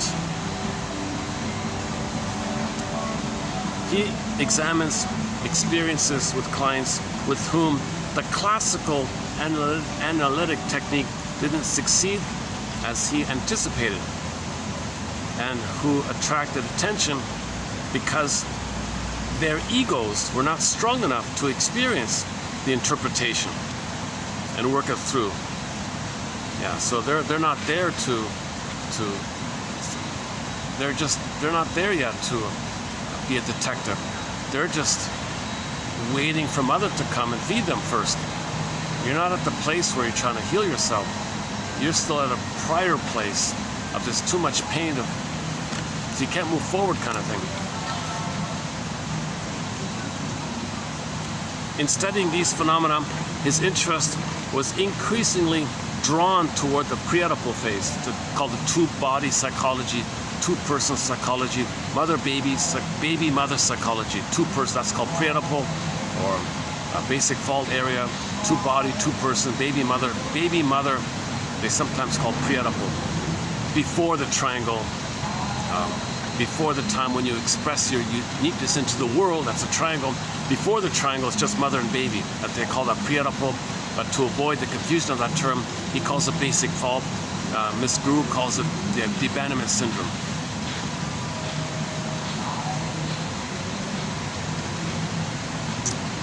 Where are we here? Okay, rather than using the term pre-Oedipal, okay, so before the triangle, he gave it a name, the basic fault. The infant is dependent on having an atmosphere that is simply there, just as water and air are. So the baby expects the mother to be there, just as all people expect that there's air and water around. You come to a restaurant, you expect there to be chairs and tables. You just expect that naturally. The baby expects the mother to be there, like we expect there to be a menu when you go to a restaurant or something like that.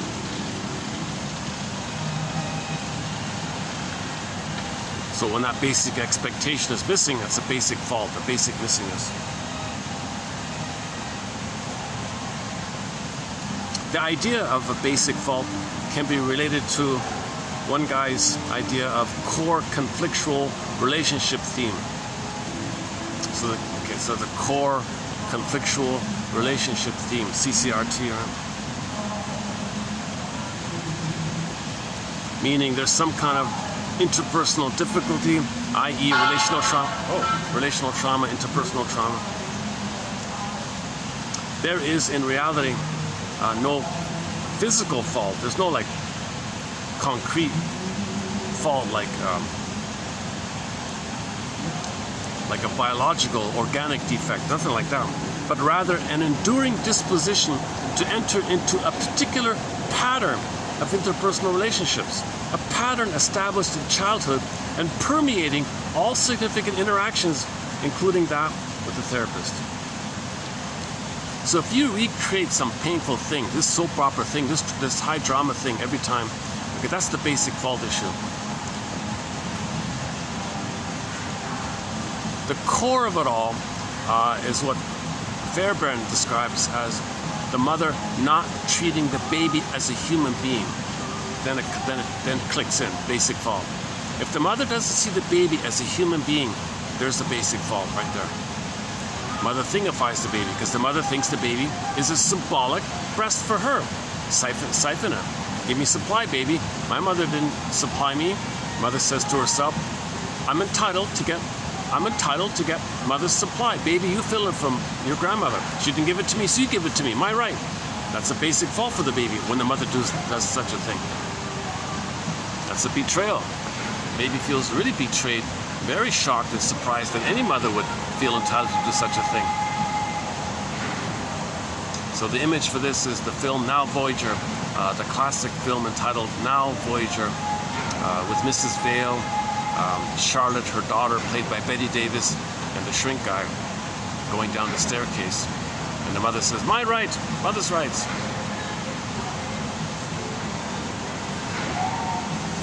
It's twisted. She's talking like a baby. The baby has a right to be loved. This woman is talking like the voice of a baby being nursed. My right. So the shrink intervened, set Charlotte free. Now Voyager, seek thou forth and find yourself. The rest of the film is Snoozeville, but that scene with the staircase and those three is a good one.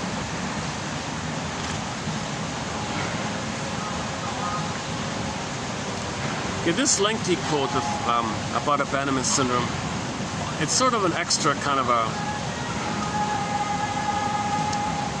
it's almost, actually this probably should be moved to the honorable mention one, so I'll leave it there out of laziness, but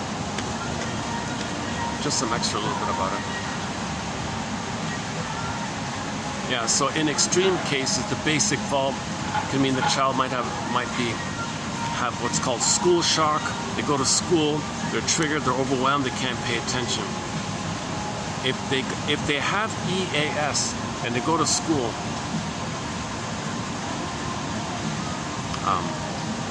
and the teacher's like the mother or something, he's stressed out, he can't pay attention, stares out the window and daydreams. They say it's a learning disability. He doesn't have a learning disability.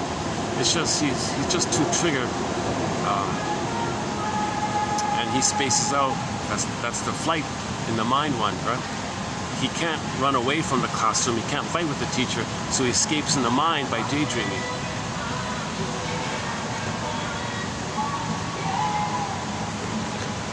Underappreciated article by that guy, long time ago. School shock. You're just overwhelmed. There's too much stress at home. You go to school, there's more stress. The stress of the school triggers the stress at home. You put it together, he's just spaced out. He doesn't have a learning disability. He's just under too much stress. His amygdala is too enlarged. He can't be in the present. He can't enjoy the present. Enter a quote from a film called Greenberg. Shrink said to the guy, "You have trouble living in the present. So you dwell in the past because you feel like you never really lived there."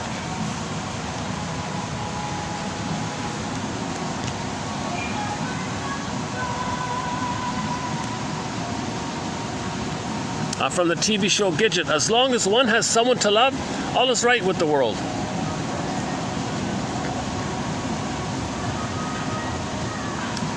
Poor self-judgment arises from the basic fault, a matter of shaming in primary relationships from early development.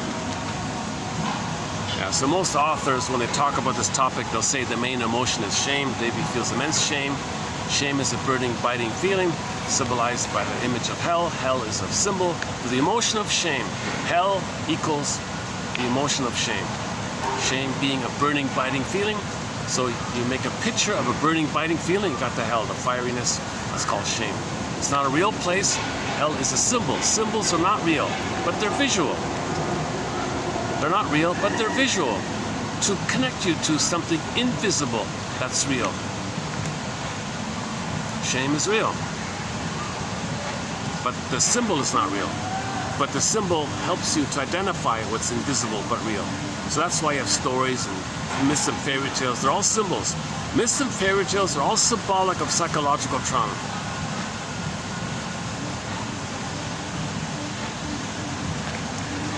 This one about we don't have a thread on meditation.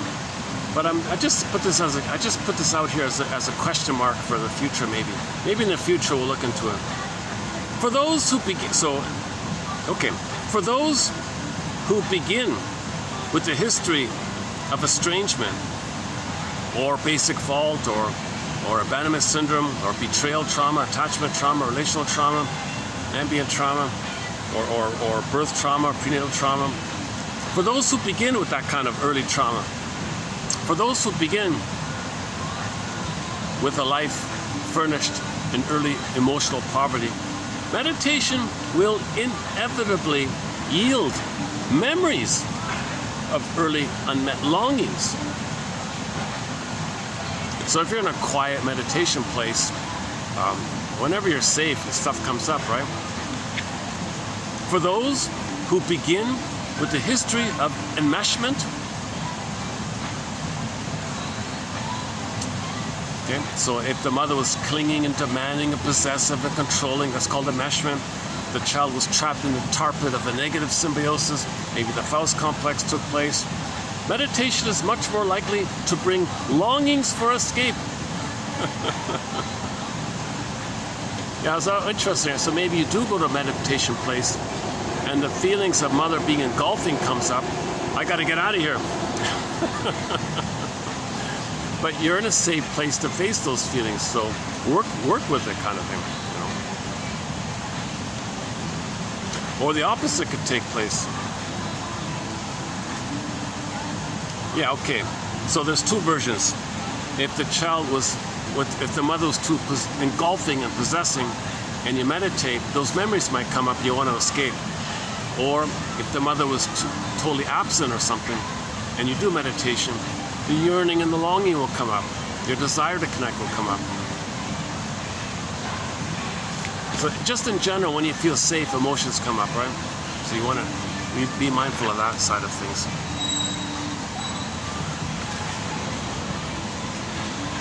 Actually, we covered most of it. Okay, this one here about, what is it? Mania is a triumphant and delusional sense that attachment bonds can be dispensed with altogether or effortlessly formed. So in other words, dysfunction means you're still maintaining the attachment, you're still loyal to the mother, whatever the manic defense is. Smoking, drinking, workaholism, addictive behaviors, addictive activities, that's that kind of manic hyper activity, machismo, whatever it is. You think, well, I'm having my bond, that's my connection, that's my attachment to the mother. Dysfunction means loyalty and attachment to the mother. It ties the bind, you can't leave her, you're manic to escape from her. But if you're trying to escape from her, that means you're loyal to her because she's the one you need. But she was painful and you're running away. So you're running away from the love that you need, that you're looking for. In the Fugitive TV show, Richard Kimball was a fugitive from the justice he sought. Remember, he's innocent, all that? He's running all the time. That's code for the baby is running away from the mother, but while he's running away from the mother, he's looking for her.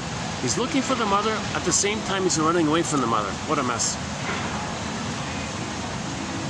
So you're manic to get away from the mother, but you're searching for the mother. But you're searching for the mother, you're running away from the mother. You're doing both. That's manic. That's like your hyperactivity.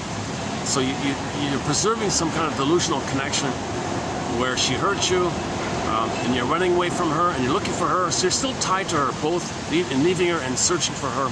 So you're kind of busy like this somehow.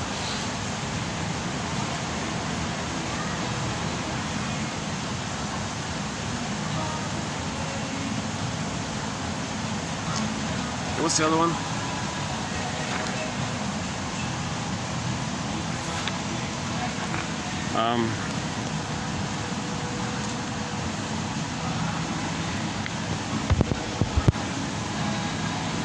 By learning to laugh at ourselves, a fault can become a rich stream of pleasure and self-knowledge, although laughter can, of course, at times be a manic defense against sadness. So a lot of people use kidding around, joking around, as a manic defense against underlying sadness. Humor is also a defense mechanism, right? After all we've been through, I will make it up to you. Oh, okay. I promise you. So that's ideally, parents who have adult children should try to make some kind of amends. And on Mother's Day, on Father's Day, those days can be their days to write letters to their adult children coming clean. It'll help in the healing process.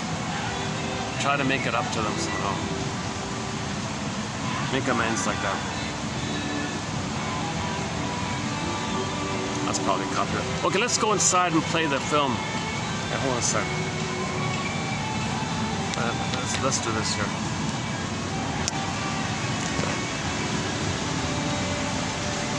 Yeah, I better take my bags. Someone's gonna take it.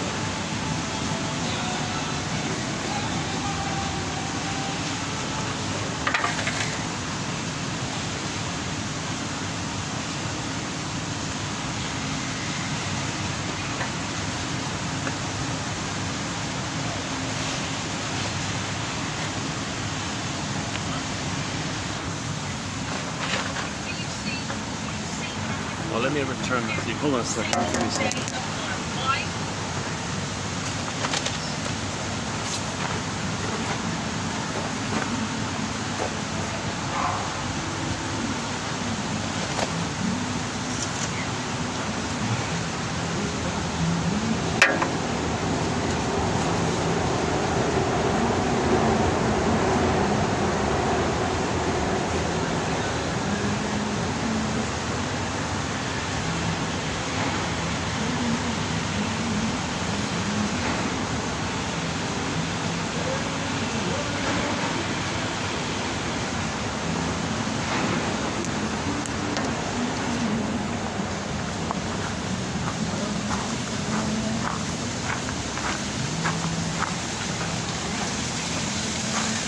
Is it okay?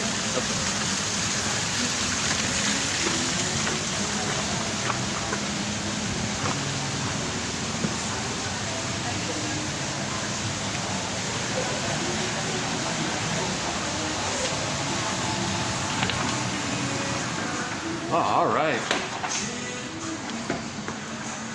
Oh, I've never been in here. Look at this. All right. Oh my. Look at this. Oh man.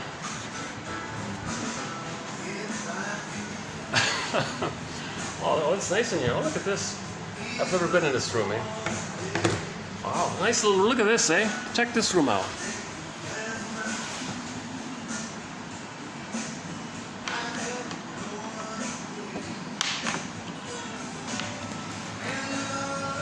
Oh, the music's in the background, eh? Oh, son of a gun. I thought it was going to be quiet in here. Let's see if I can... Let's see if this is going to work. Let me test it out here first. Hold a sec. If I just hold it like this, can you see it okay?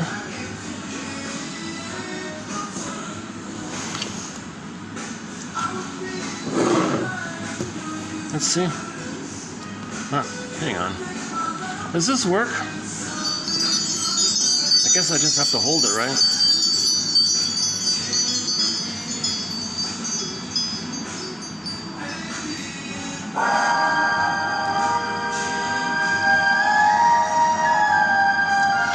All right, let's just do that then. All right. Let's see if I can get this music off.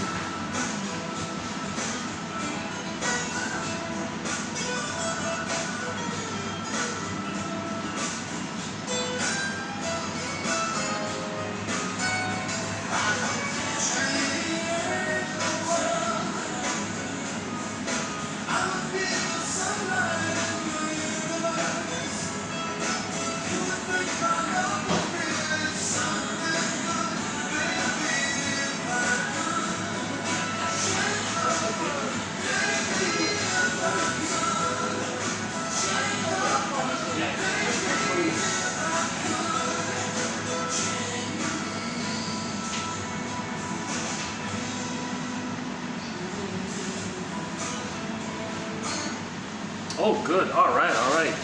Thank you. Okay, let's get a good copy of this in here. Yeah, I guess I'll just hold it, right? Okay, hopefully this will come through. The beginning, he says, a big warning, like humanity has faced all of these challenges throughout the past thousands of years. Now we have a new problem. Now humanity has to face a new problem. EAS.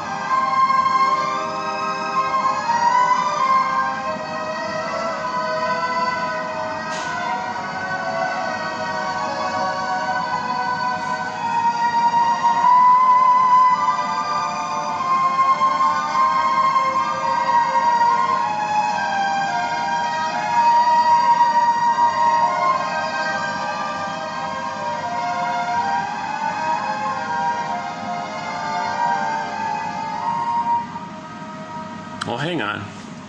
Oh my God, the speaker's at the bottom, right? Okay, let's try this again. Hold a second.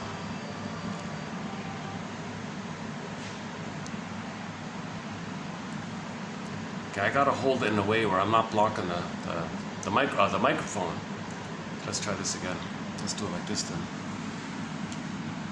Okay, let's start over. Okay, Bob and his enlarged amygdala.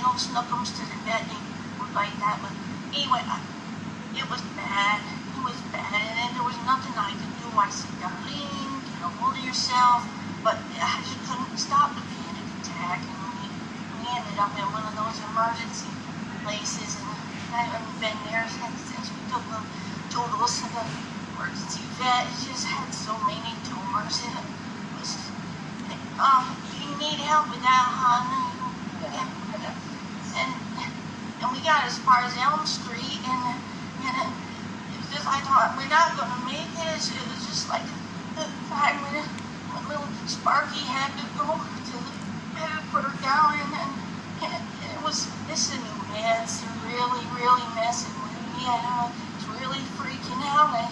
I said, Darlene, you gotta go to work. The doctor needs you. I know you want to go home, crawl under the covers, but you just can't do it.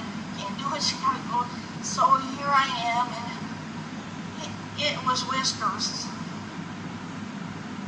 Whiskers? Yeah, my cat chewed through the grapevines.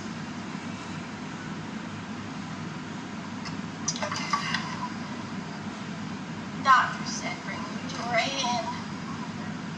Bob. Bob. Bob.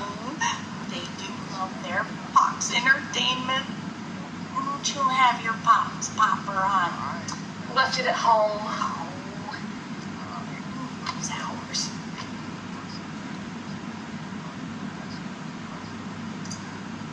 Thanks.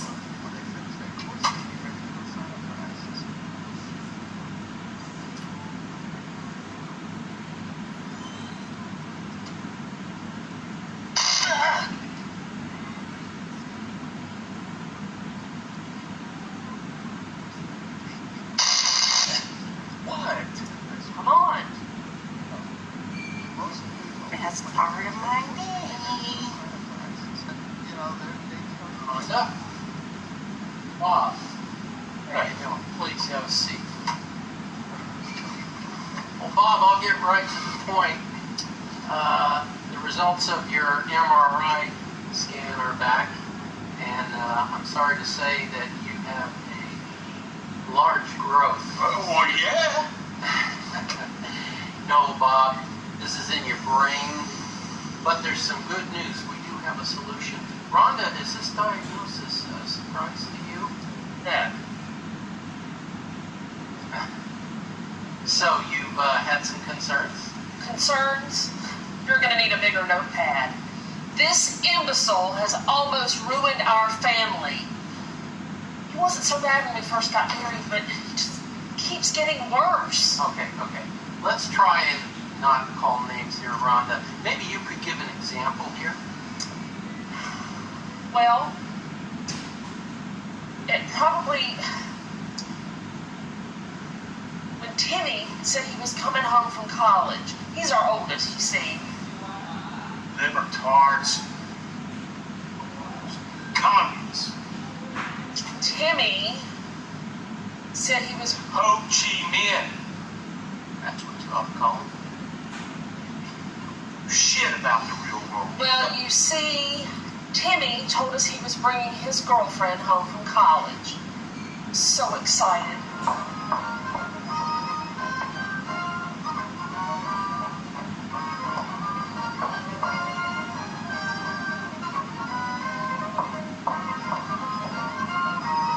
It's them, they're here. They're here. Timmy! Guys, there's somebody I want you to meet. This is Judy. Judy. Hi. Judy? What the hell kind of name is that? Okay, we're talking in the living room. Bob, get a chair. Bob, get a chair. I am so happy to meet you. Happy to. Now tell me how you two met. Chloe met in the classroom and I dropped something and then he picked it up. Drop my books. Oh. Yeah, and then we kind of, stopped talking. Now, do you have the same major? What's your major? My major is psychology. Oh, okay. That sounds sort of like economics. Uh-huh. Now, do you live on campus or off campus in an apartment? I live in dorm. Oh, which one? It's called Reno dorm. Oh, that one's beautiful. It is beautiful. It's right next to the park. Oh, wonderful. I could Yes. imagine really big. Yeah, it is kind of big for Western. It's kind of moving too.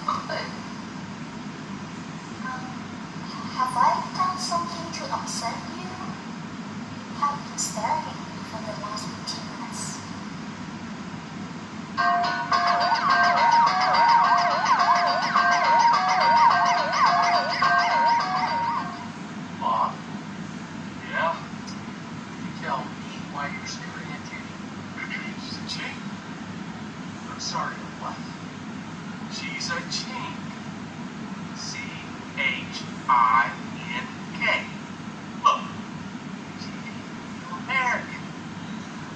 You don't watch this something. Judy told us that her ancestors. So? She said that they were here before even our people were. That don't count. Don't count. She could be a goddamn terrorist.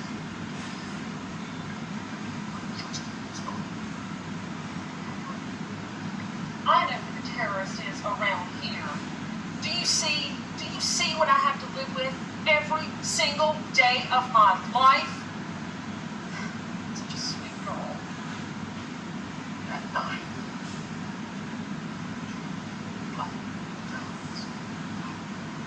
They are very stylish. Look, okay. Listen, Bob, I have the final test for you. Just listen. In fact, every year, 33,000 Americans are killed by firearms. But the actual number of innocent people affected by firearms is relatively innocent.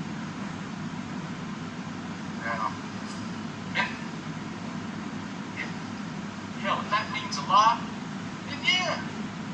Well, right, Doc? No, Bob, it means rare, it means small. Doc? Smart man.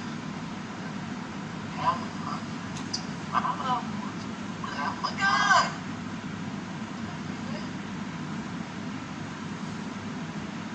Instead, Bob, you ignored the facts. Did he pass? Yes, he did. In fact, with flying colors, I might add.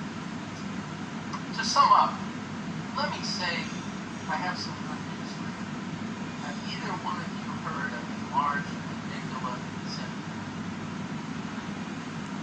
EAS? Michelle Bachman's thoughts. I like her. We cure ARS by using a thing called the rainbow laser. We use the rainbow laser to reduce the size of the amygdala. See, people with a regressive brain, they have an affinity for beliefs, faith, magical thinking. Neophobic, their fear of the new or the unfamiliar. Xenophobic, they fear foreigners. They're racist. And they're misogynistic, fear of women's equality. Wait, so you're just going to work on my head? Yes.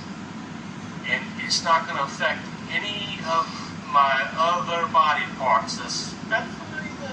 No, Bob. It just affects what goes on in your head. Your fear threshold, for example. You know, it's Mom, what? Now, I don't know about this. You see what I'm talking about? It doesn't take hardly anything to make you fearful.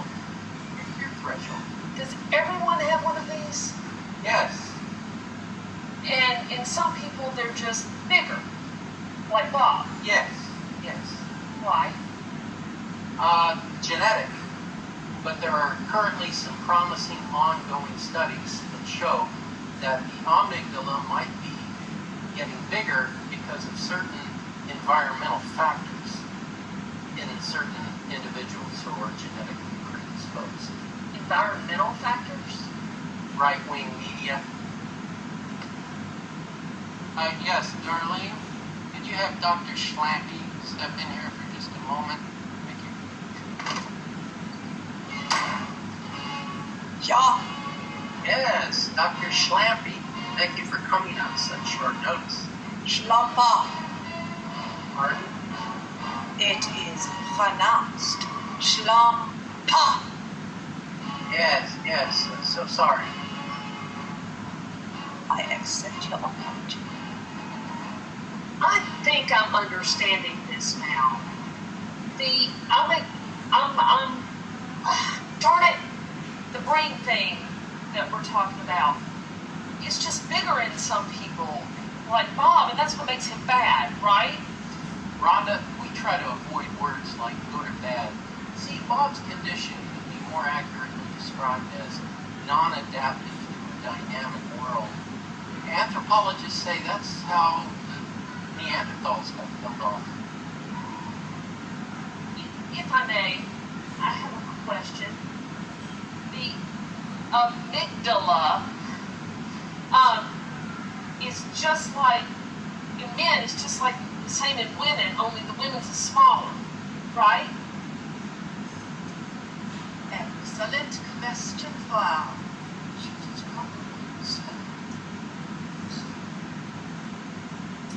It is virtually the same. The amygdala is a parasite, continuously sucking our precious bodily fluids while growing for its own nefarious purposes. What the fuck is she talking about?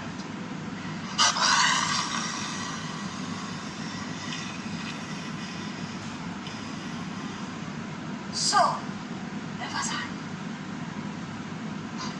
Yeah, the male and female amygdala are virtually the same. Some scientists speculate that the female amygdala is slower to arouse. They call this the arousal deficit. But I can assure you that this is not true. This is purely man's speculation!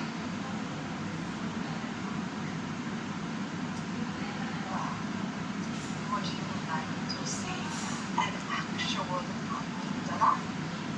Yes. Note, Herr Doctor, perfect behavioral exhibitions of progressive fascination and regressive revulsion. I'm on the middle.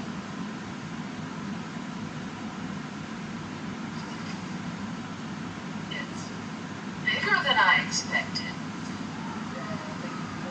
Wow. This organ is abnormal. We harvested it from a deceased Republican congressman.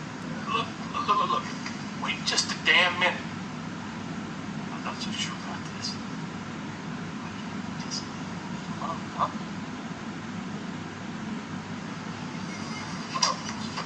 Are you familiar with the term control in a scientific context?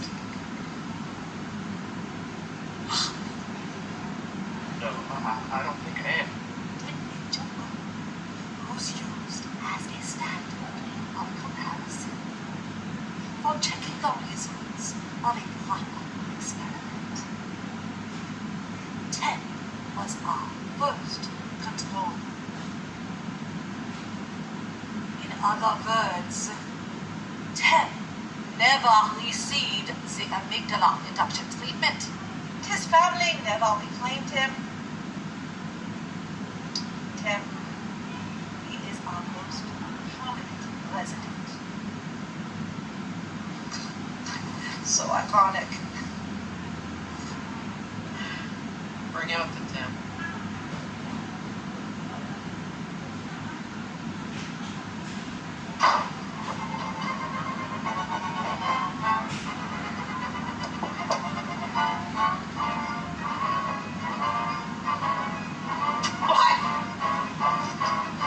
What the hell was that? I don't know, but I think it's coming back.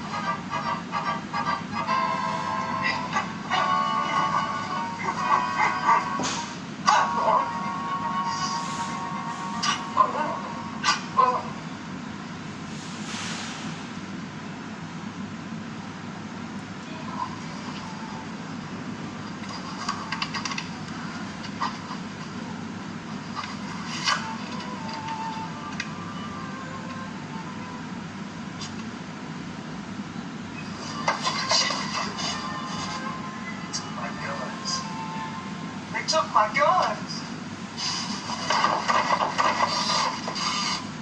Oh my.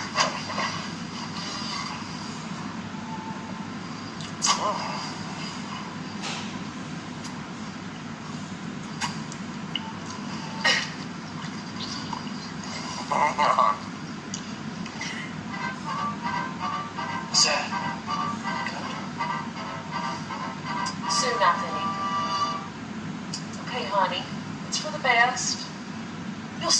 you are, Bob. Just not so fearful of everything. It'll be painless. It's all good. Sleep. Yeah. And the doctor said that when they reduce the amygdala, that the bad part, that sometimes the anterior cingulate cortex, the good part, can get larger.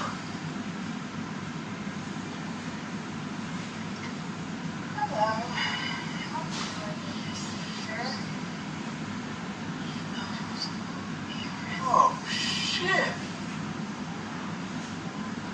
ARS. I'm so sorry. Which room am I in?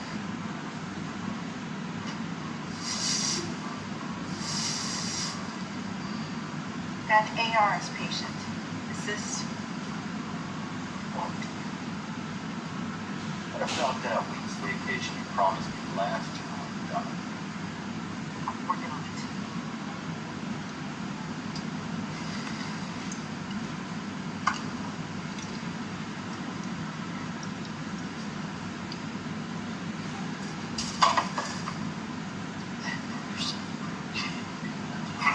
Said she was in the wrong. Well, nurse, you sure looks pretty, but is he prepped? Yes, Doc. EKG? Yes, Doc.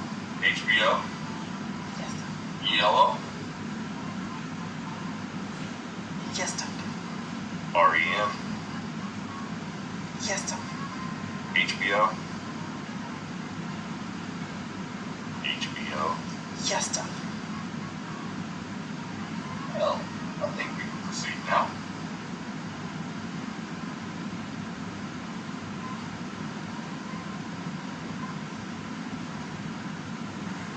Yeah, Yes, doctor. thank you. Now, Bob isn't here today. Do you have any questions for me?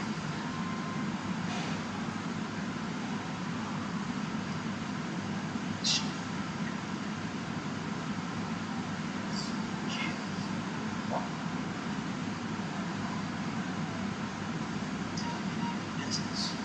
She's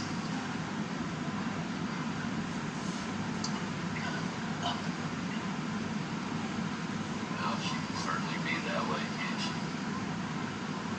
She's naturally nervous. Too bad on the eyes.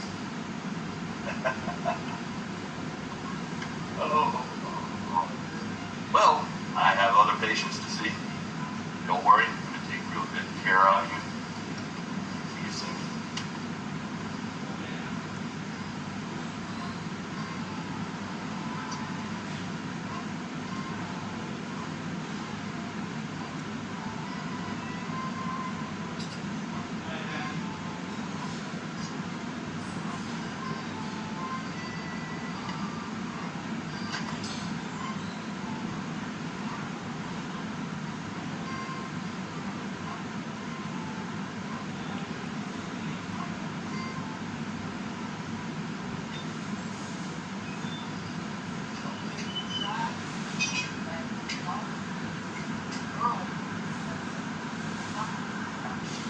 She's all in an English accent, and when I got there, she was asking. That's crazy, man. I know. Hey, baby girl, don't you look sweet. We're here to see our buddy Bob. Yes, here he is. Bob is in room 2. Room 2? All right. Did you by any chance recently run over a skunk? Huh? A skunk? No, I don't think. What's your name?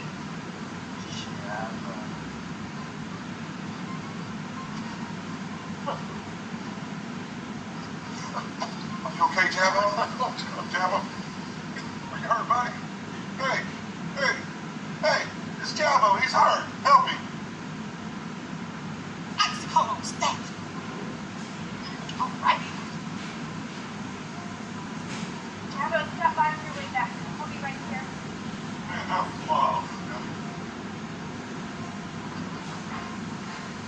Hey, Bob, how you doing? Look here, we came to see you. Bob, you all right?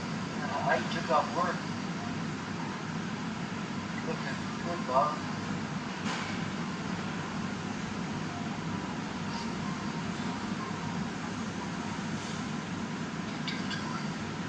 You cut open his brain, you stinking skunk lover!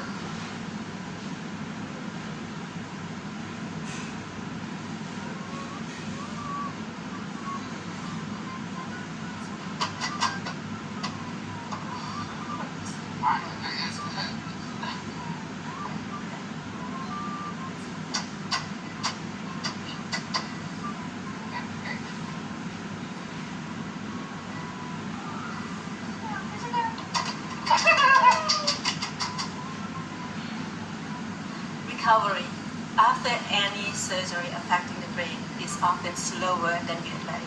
It takes a lot of hard work. And Bob here is a real trooper. Right, Bob?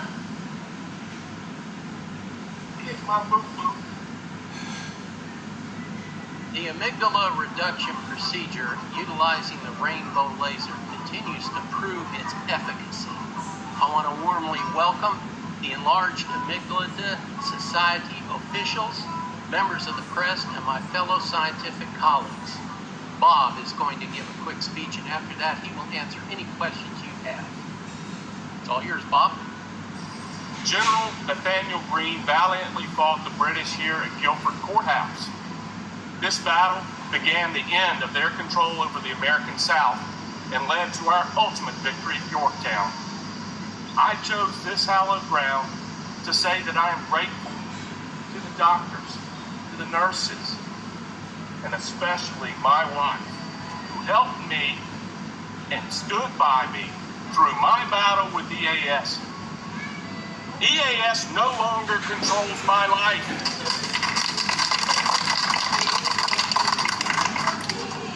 We've yet to see the ultimate defeat of this terrible affliction. But with the continued support of the Enlarged Amygdala Society and all of us, we will achieve ultimate victory over this scourge. Now, are there any questions? How are you feeling, Bob? Grateful, sir. Grateful. Because the EAS reduction surgery allowed me to see the world as it is. Can you give us an example, Bob? No, ma'am. You give more. I can say that I am no longer fearful. Fearful of what? The new, the change, the other, the non-traditional. Politics? A stream of strongman issues, ignoring that which is important.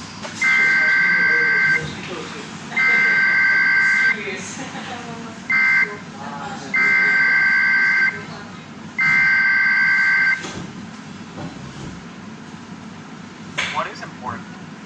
Anything opposed by lobbyists. Race? An archaic construct. We have all been homo sapiens for 200,000 years. Climate change. The story of Supplements? supplements. No peer-reviewed, double-blinded, placebo-controlled independent study. Therefore, at best, worthless, often dangerous. Religion? No peer-reviewed, double-blinded, placebo-controlled independent study. Therefore, at best, worthless, often dangerous. Really? Magical. Imaginary friends. Today's you? Addicted to sugar and screens. The future boss? What's that? And what is that? Too many Pleistocene minds in a nuclear age. I have a question. Yes, Bob. Get a couch.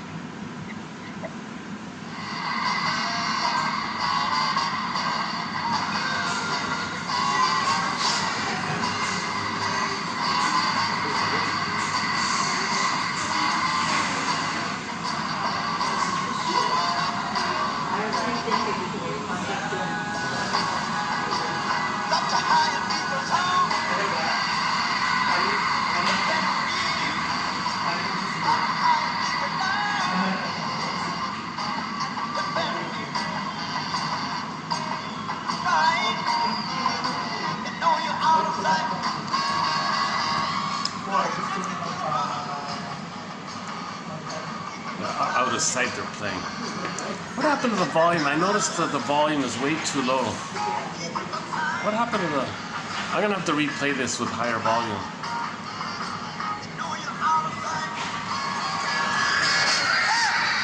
Okay, I'm going to do this again. I'm going to bring in the speaker. I'll plug in an external speaker. And I'll try this again. But let's go outside and comment on it. Hold on a sec.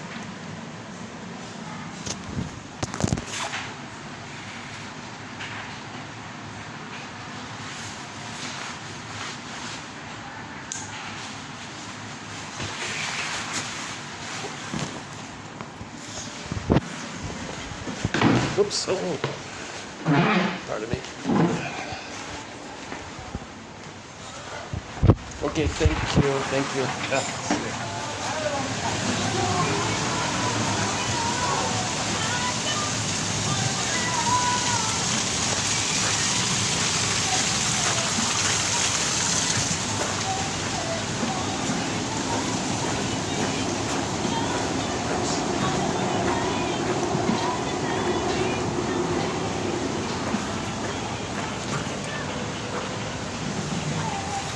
Well, I didn't realize the volume was that low. You probably didn't hear it, right? Most likely the audio didn't come through too well.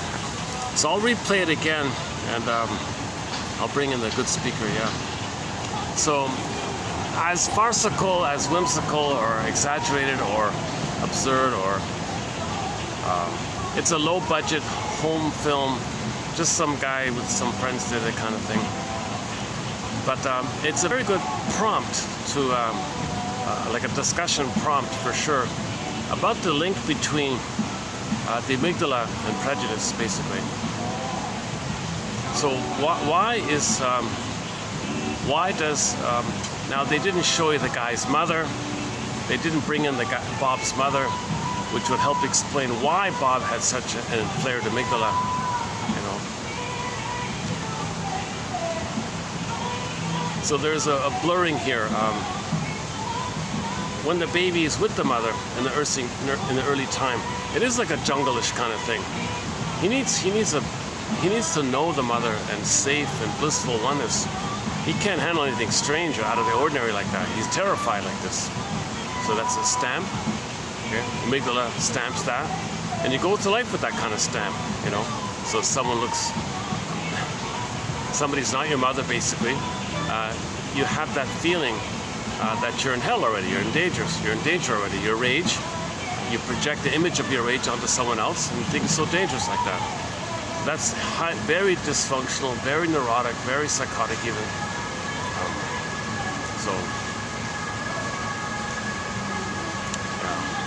So like the introductory opening credits, the openings credits, like the Star Trek kind of thing, you know, trying to impress upon the viewer this huge issue here. That we need to be conscious of the amygdala. You know, there was one author of a book, he got his buddies together to create a band called the Amygdaloids. What a missed opportunity. They were not musicians, they were not professional, they were not musicians at all. But they did put out a CD. It's unlistenable, it's miserable, and the lyrics wasn't even too interesting. But the idea would be good if there were a band, like a proper professional music band, called the Amygdala or whatever, or simply called the Amygdala Band. The Amygdala Band. Band Amygdala. No. Ladies and gentlemen, welcome to the stage. The amygdaloids. No, that doesn't work, right? The amygdalas. What about that? The amygdalas. Like the almonds, right? The amygdalas. Yeah, why can't you make amygdala as a plural? The amygdalas. Please welcome, ladies and gentlemen, the amygdaloids. Give it up for the amygdaloids. So the amygdaloids would come on, all dressed up. Maybe the t-shirt would have the amygdala on a t-shirt, just to promote awareness of the amygdala. Because that's the part of the brain that hijacks us, that takes over us, makes us think we're in a jungle thing, fighting with our mother in the nursery and applying that to the present. Doesn't make sense.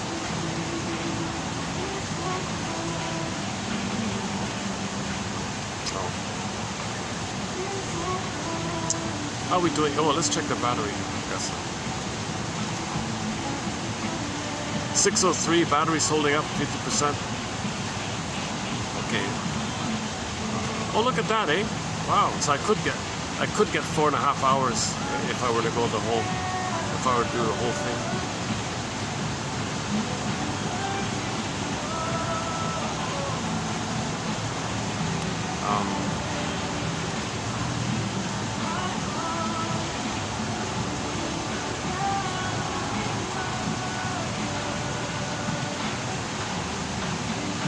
Yeah, the dinner crowd's coming in. Yeah. Let me just walk to the road and close it up there. Yeah, let's do that.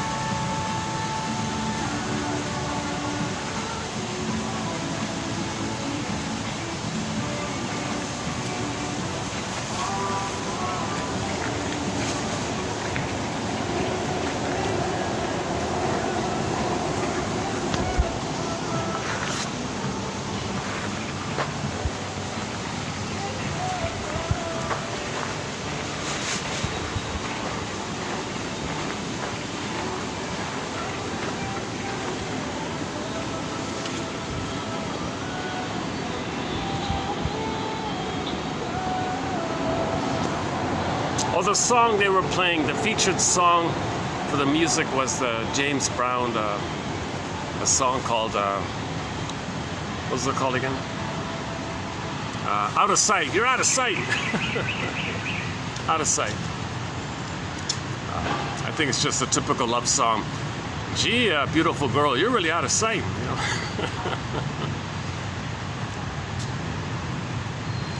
Actually, I looked it up. James Brown does a kind of like, he looks like Michael Jackson a little bit when he sings and dances and all that. But the closing Q&A was pretty good at the end about religion and politics and all that. But the short little answers, it's pretty good, right? So you learned about the straw man issue, okay? Magical thinking, imaginary friends. The comparison between religion and we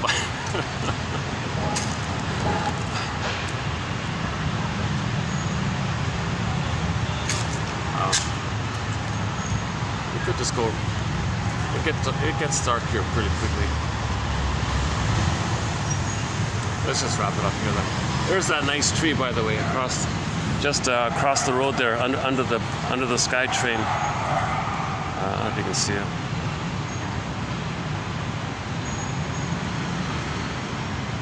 Yeah, you can't really see it, right?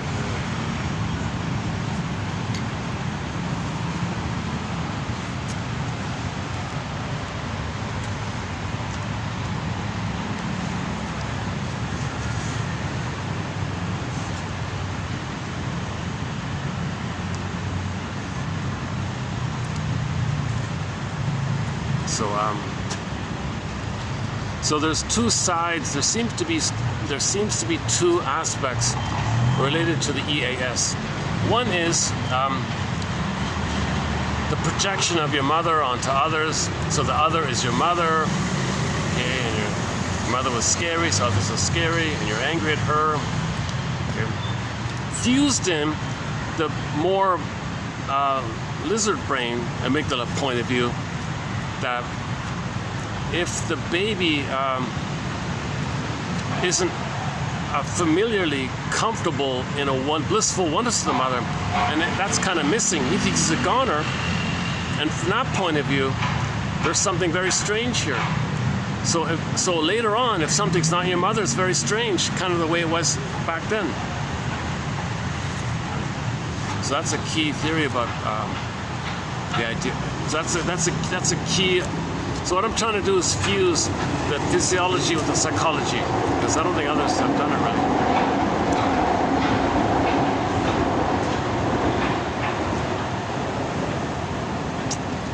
There's no real place. The problem is there's no real other spot to go to. Just this little driveway here.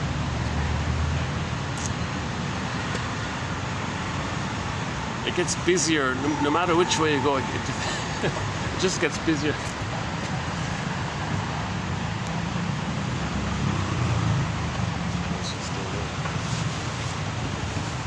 Okay, so again, when the baby's nursing, it's a question of heaven or hell for the baby. The baby can't do ambivalence, middle ground. He needs a blissful oneness. If that's not there, he's terrorized. So translate that into the present. If something's not his mother, if something can't be the same with him, then it triggers at that time in the past where he's terrorized like that. So the baby thinks the mother is an alien or a scary thing or a frightening entity like that. No, that picture is code for his rage. So prejudice is doubly off because you're attributing a picture of your own anger at the mother, taking the traits of that picture and superimposing it onto others to believe, to see in the present a reenactment of the past because you're still in the past because that part of the brain doesn't know time. The amygdala doesn't know time. You gotta think it like that. Whenever the present triggers the past doesn't know time. So the present, from the point of view of the amygdala, the survival brain thinks it's still there because all time is that time. So we don't want an enlarged amygdala. You're living irrationally with wild jungle mentality slogans. Just because your mother had to answer the phone call, and now you're cursed with this deep prejudice like that, deep fears like that. So in that film, they showed you a little chart there called the regressive brain and the progressive brain. Okay, cortex and the amygdala, right? The amygdala is the regressive brain. Okay, the amygdala brain, the limbic system brain, the lizard brain, the crocodile brain, versus the progressive brain, meaning the human brain, the present brain, the cortex brain, the cingulate, what do they call it? Cingulate something. And one of the core normal characteristics of the regular healthy brain is that you're curious and you wonder about things, you're tolerant to ambiguity, you search for the third side of the coin.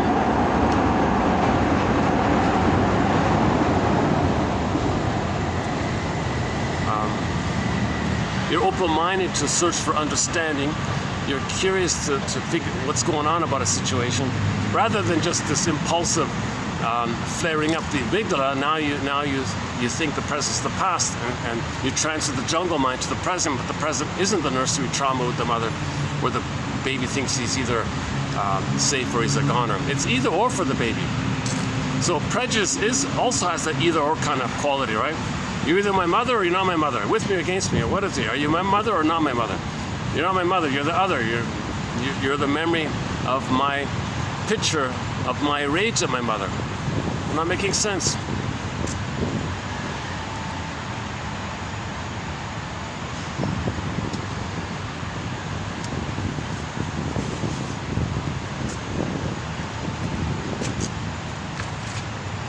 Gee, it's too bad there isn't any other kind of spot I can go to. I've got battery, right?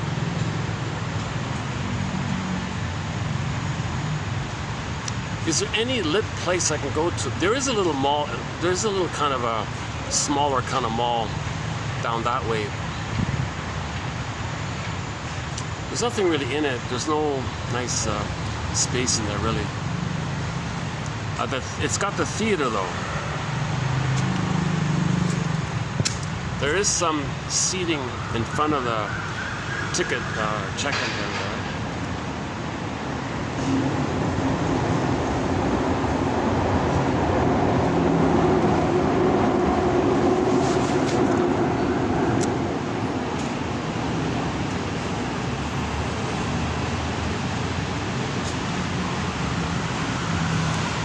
I don't remember that video having such low volume. Maybe it's my phone is the issue, or something.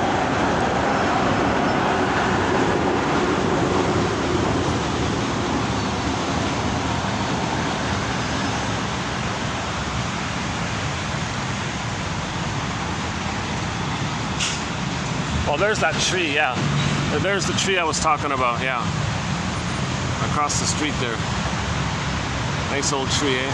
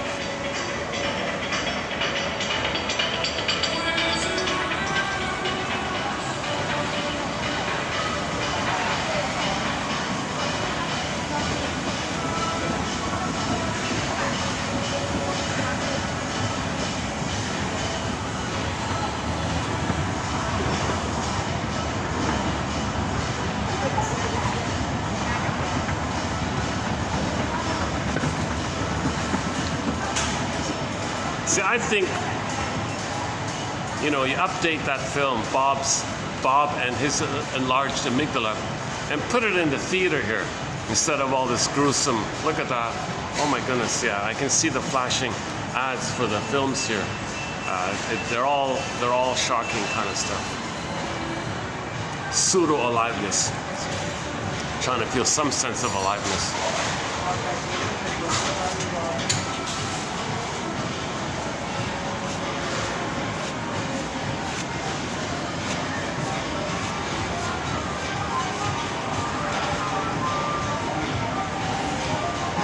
Hey, what about in here? This photo mat. Yeah, I wonder if I could do this. Let's see. Hold on a second. Yeah, this is the photo mat. I haven't been in one of these things since I was a kid. Oh my goodness. Oh my goodness. Yeah, so you can watch the film here, Bob and his enlarged amygdala. That'd be a good, you can have these booths watching the film. Hey, look at that, eh? This is quieter here. Let's wrap it up here, yeah. Let's wrap it up here in this photo booth here.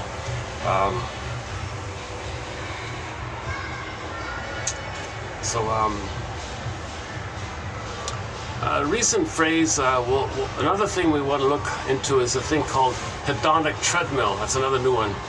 So that's got a lot of work to do here. And coming up, we have some more quotes on the basic fault idea, abandonment syndrome idea. So it's coming up as well. I highly recommend Alain Golem's 2 books. One called Trapped in the Mirror, sort of a classic about narcissism, Trapped in the Mirror. And the sequel she did is called Unloved Again. And Teachworth's book entitled Why We Pick the Mates We Do, about relationships and all that. That's the first book. Okay, I can get into it. So I've discussed it a fair bit. A very good book, Why We Pick the Mates We Do, by Miss Anne Teachworth. Lucy Freeman's 1951 book entitled Fight Against Fears. It's a report about her experience with the shrink, and she shares her experience like that. A little helpful like that. Go to 2822 for quotes from that book following that as well. The Janoff material is excellent, I think. 2745 to 70, done about a year ago. We did a 26 video special run on the work of Arthur Janoff. And it's a good kind of self-contained 101 summary content.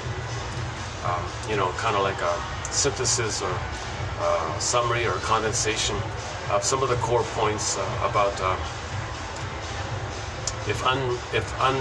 if real needs are unmet, it leads to symbolic acting out, symbolic needs. That's a good thing in those terms, right?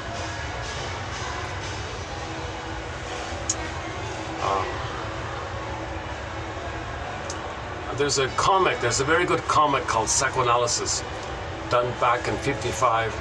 It ran for 1 year, 4 issues, 12 therapy sessions, 3 clients, Freddie, Mark, and Ellen. In the comic, it's not frivolous. It's actually an educational publication put into comic book format. And it was lost for decades. And 5 years ago, oh look at that, 5 years ago this month, in February of 2000, it got saved. It got rediscovered, published, printed, and now it's in a hardback. The complete run of the comic series is in a hardback book, excellent book. Plus, there's a digital copy of it through the Dark Horse Publishing people. That's a very good 101 introduction to psychoanalysis, done way back then. Look at that, eh? 80, is that 80 years ago? 55? What's 45 plus 25? So 70 years ago, right? Look at that, 70 years ago. Did I get that right? Amazing, right? Still the best introduction to psychoanalysis, that comment. Oh, hang on a second, somebody trying to come. Okay. Oh, they got a bowling. I don't ever come to this mall. I was just here once to watch Inside Out 2. I watched Inside Out 2 here. Oh yeah, 2840 for a discussion on the film Inside Out 2. Now there have been numerous updates on Inside Out 2 up until during the past 6 months. So that's a lengthy discussion. Excellent film. Now we don't see Baba Yaga in Inside Out 2, but we see sort of the outcome of the task needed in the healing journey. It's not either or, both and. So in the conclusion, you saw Riley dealing with either or thinking, adversarial thinking, jungle slogan thinking, my greedy or greed thinking. That trauma that we've been talking about, enlarged amygdala. So you want to soothe it, okay, by consciousness and mourning. Now you can be in the present, not living in the past, the old fears. Oh, fight against fears, those old fears. That's called anxiety, right? So in the splitting dynamic, the child, heaven or hell, right? Goddess or demon. But mother's not a demon. Mother's not a goddess. Child thinks in those terms when he's traumatized as a trick to cope himself. So now you got to update this kind of thing. You do so by finding your mother's story, your father's story, your story, and see the humanity of the situation. That leads to mourning. But embedded in the humanity is the truth. You got to call a spade a spade. Mother didn't love the baby. She was trapped in the mirror. She didn't love the baby. And there's a sadness about it. But the sadness brings your identity. Because to feel sad, you need an identity to feel sad. I feel sad. You need the I there. So if you're going to mourn, it brings up the I, or you bring up the I, then you can mourn. Out of the joy for which you pray is 100 tears away, sings the singer Bonda Shepherd. So you got to get the sadness there, then the joy come back to the console. So joy runs the console, joy and sadness got zooped away. First sadness is to come back, then joy comes back. Then you're in the present like that. If you don't have joy and sadness to the console, you're in the amygdala area. Okay.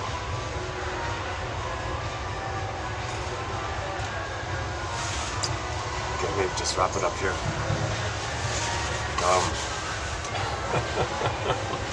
Actually, it's funny, eh? I wonder if I could, I wonder how long one could do a video in here. No, somebody will come in. The guard will come and kick you out or something. But look at that, eh? Oh my God, that's a thought, eh? What if I had a... Well, isn't that something, eh? What if I tried to do a video here? I could maybe start a video here, get kicked out, and continue somewhere else, right? No, just kidding. How to use. Oh my goodness, eh? Do they give you an actual printed photo or something? How does this work here? What do you get here? Oh, you do. Oh, you get a photo, right? Look at that, eh? Oh, somebody. Hey, what's this? Somebody forgot their photos. Oh my goodness. Oh, some kids forgot their photos. Oh, so you do get photos here, yeah.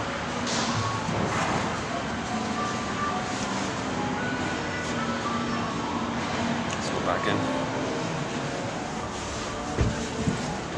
Oh, look at that. So you can still get actual printed photos here with this machine here. Look at that, eh?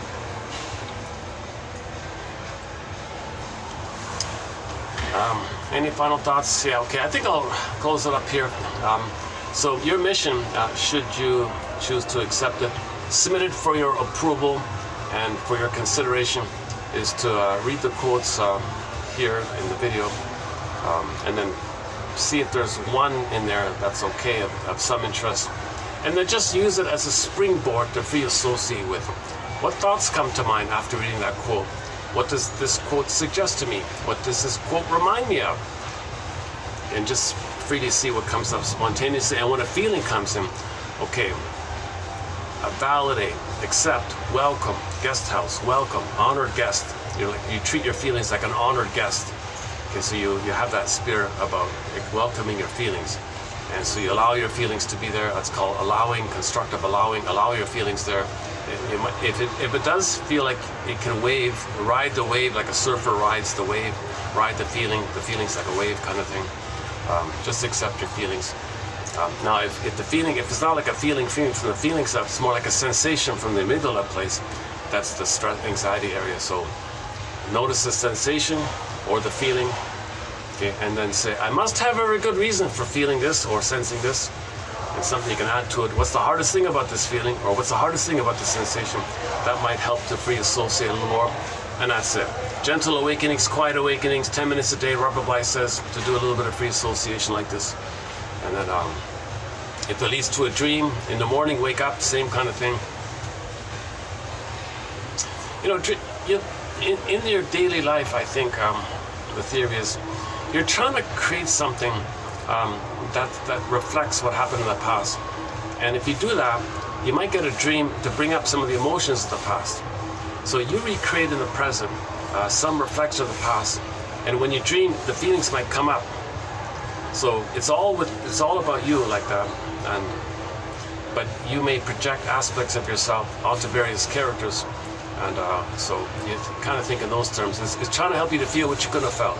You're trying to recreate so you can know what you couldn't have known and feel what you couldn't have felt.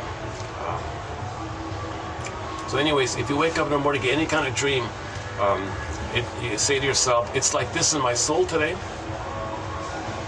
Treat it as a letter, like a letter, or one guy calls it a report card. Here's a report card, a letter. And so that's called mental hygiene, to spend some time looking at your dreams a little bit.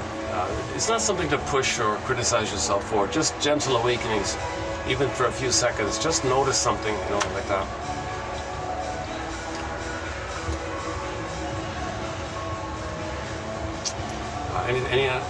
Any other thoughts? Room 222, yeah. Yesterday we talked a little bit about the TV show Room 222, so I'm in the middle of both the Twilight Zone and now Room 222. So I think there'll be more quotes coming up in the future from those two shows.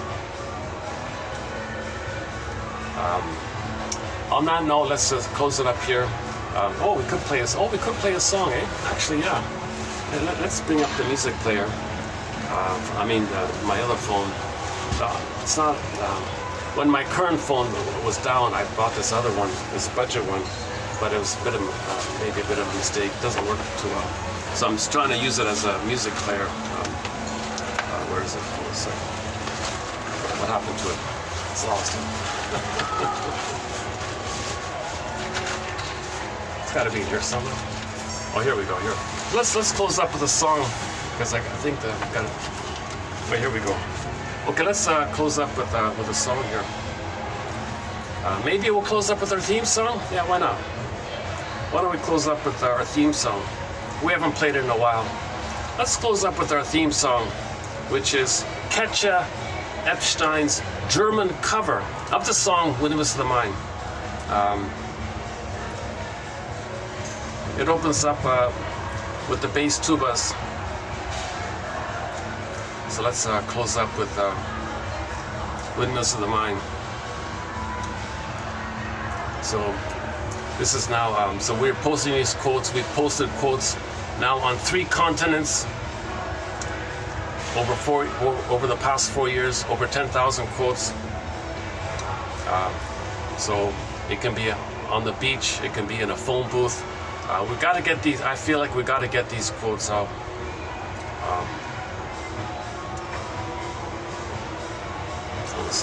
Oh, here we go. All right.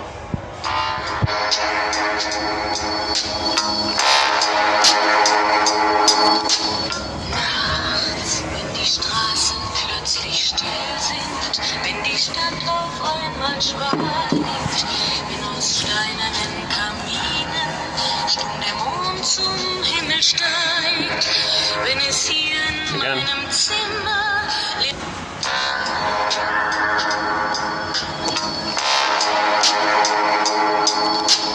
nachts, wenn die Straßen plötzlich still sind, wenn die Stadt auf einmal schweigt, wenn aus steinernen Kaminen stumm der Mond zum Himmel steigt, wenn es hier in meinem Zimmer leer und einsam wird um mich, suche ich in den dunklen Schatten die Erinnerung an dich und ich fühle wie ein Augenblick zur Ewigkeit gerinnt, wenn das Spinnrad meiner Träume längst zerrissene Fäden spinnt und sich leis zu drehen beginnt, wie sich Mühlen drehen im Wind.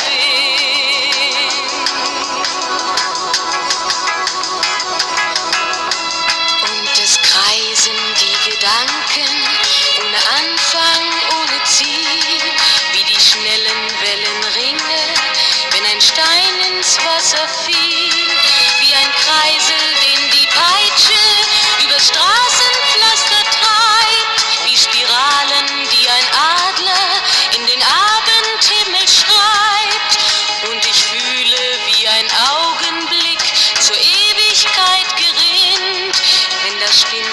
meine Träume längst zerrissene Fäden spinnt und sich leis zu drehen beginnt, wie sich Mühlen drehen im Wind.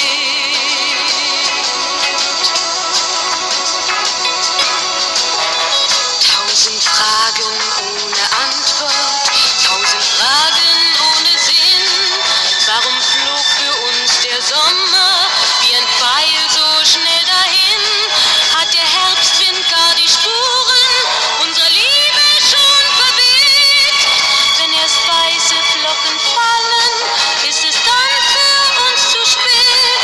Sah ich eben nicht im Dunkel deinen Schatten an der Tür, hoffte für ein paar Sekunden, du kämst doch zurück zu mir. Doch warum sich selbst belügen? Längst ist meinem Herzen klar, dass der Pulsschlag dieser Hoffnung nur mein eigener Schatten war.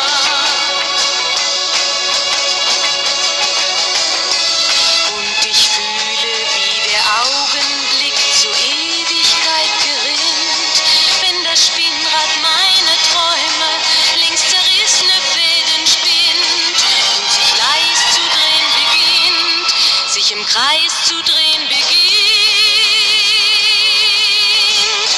wie sich Mühlen drehen im Wind, wie sich Mühlen drehen im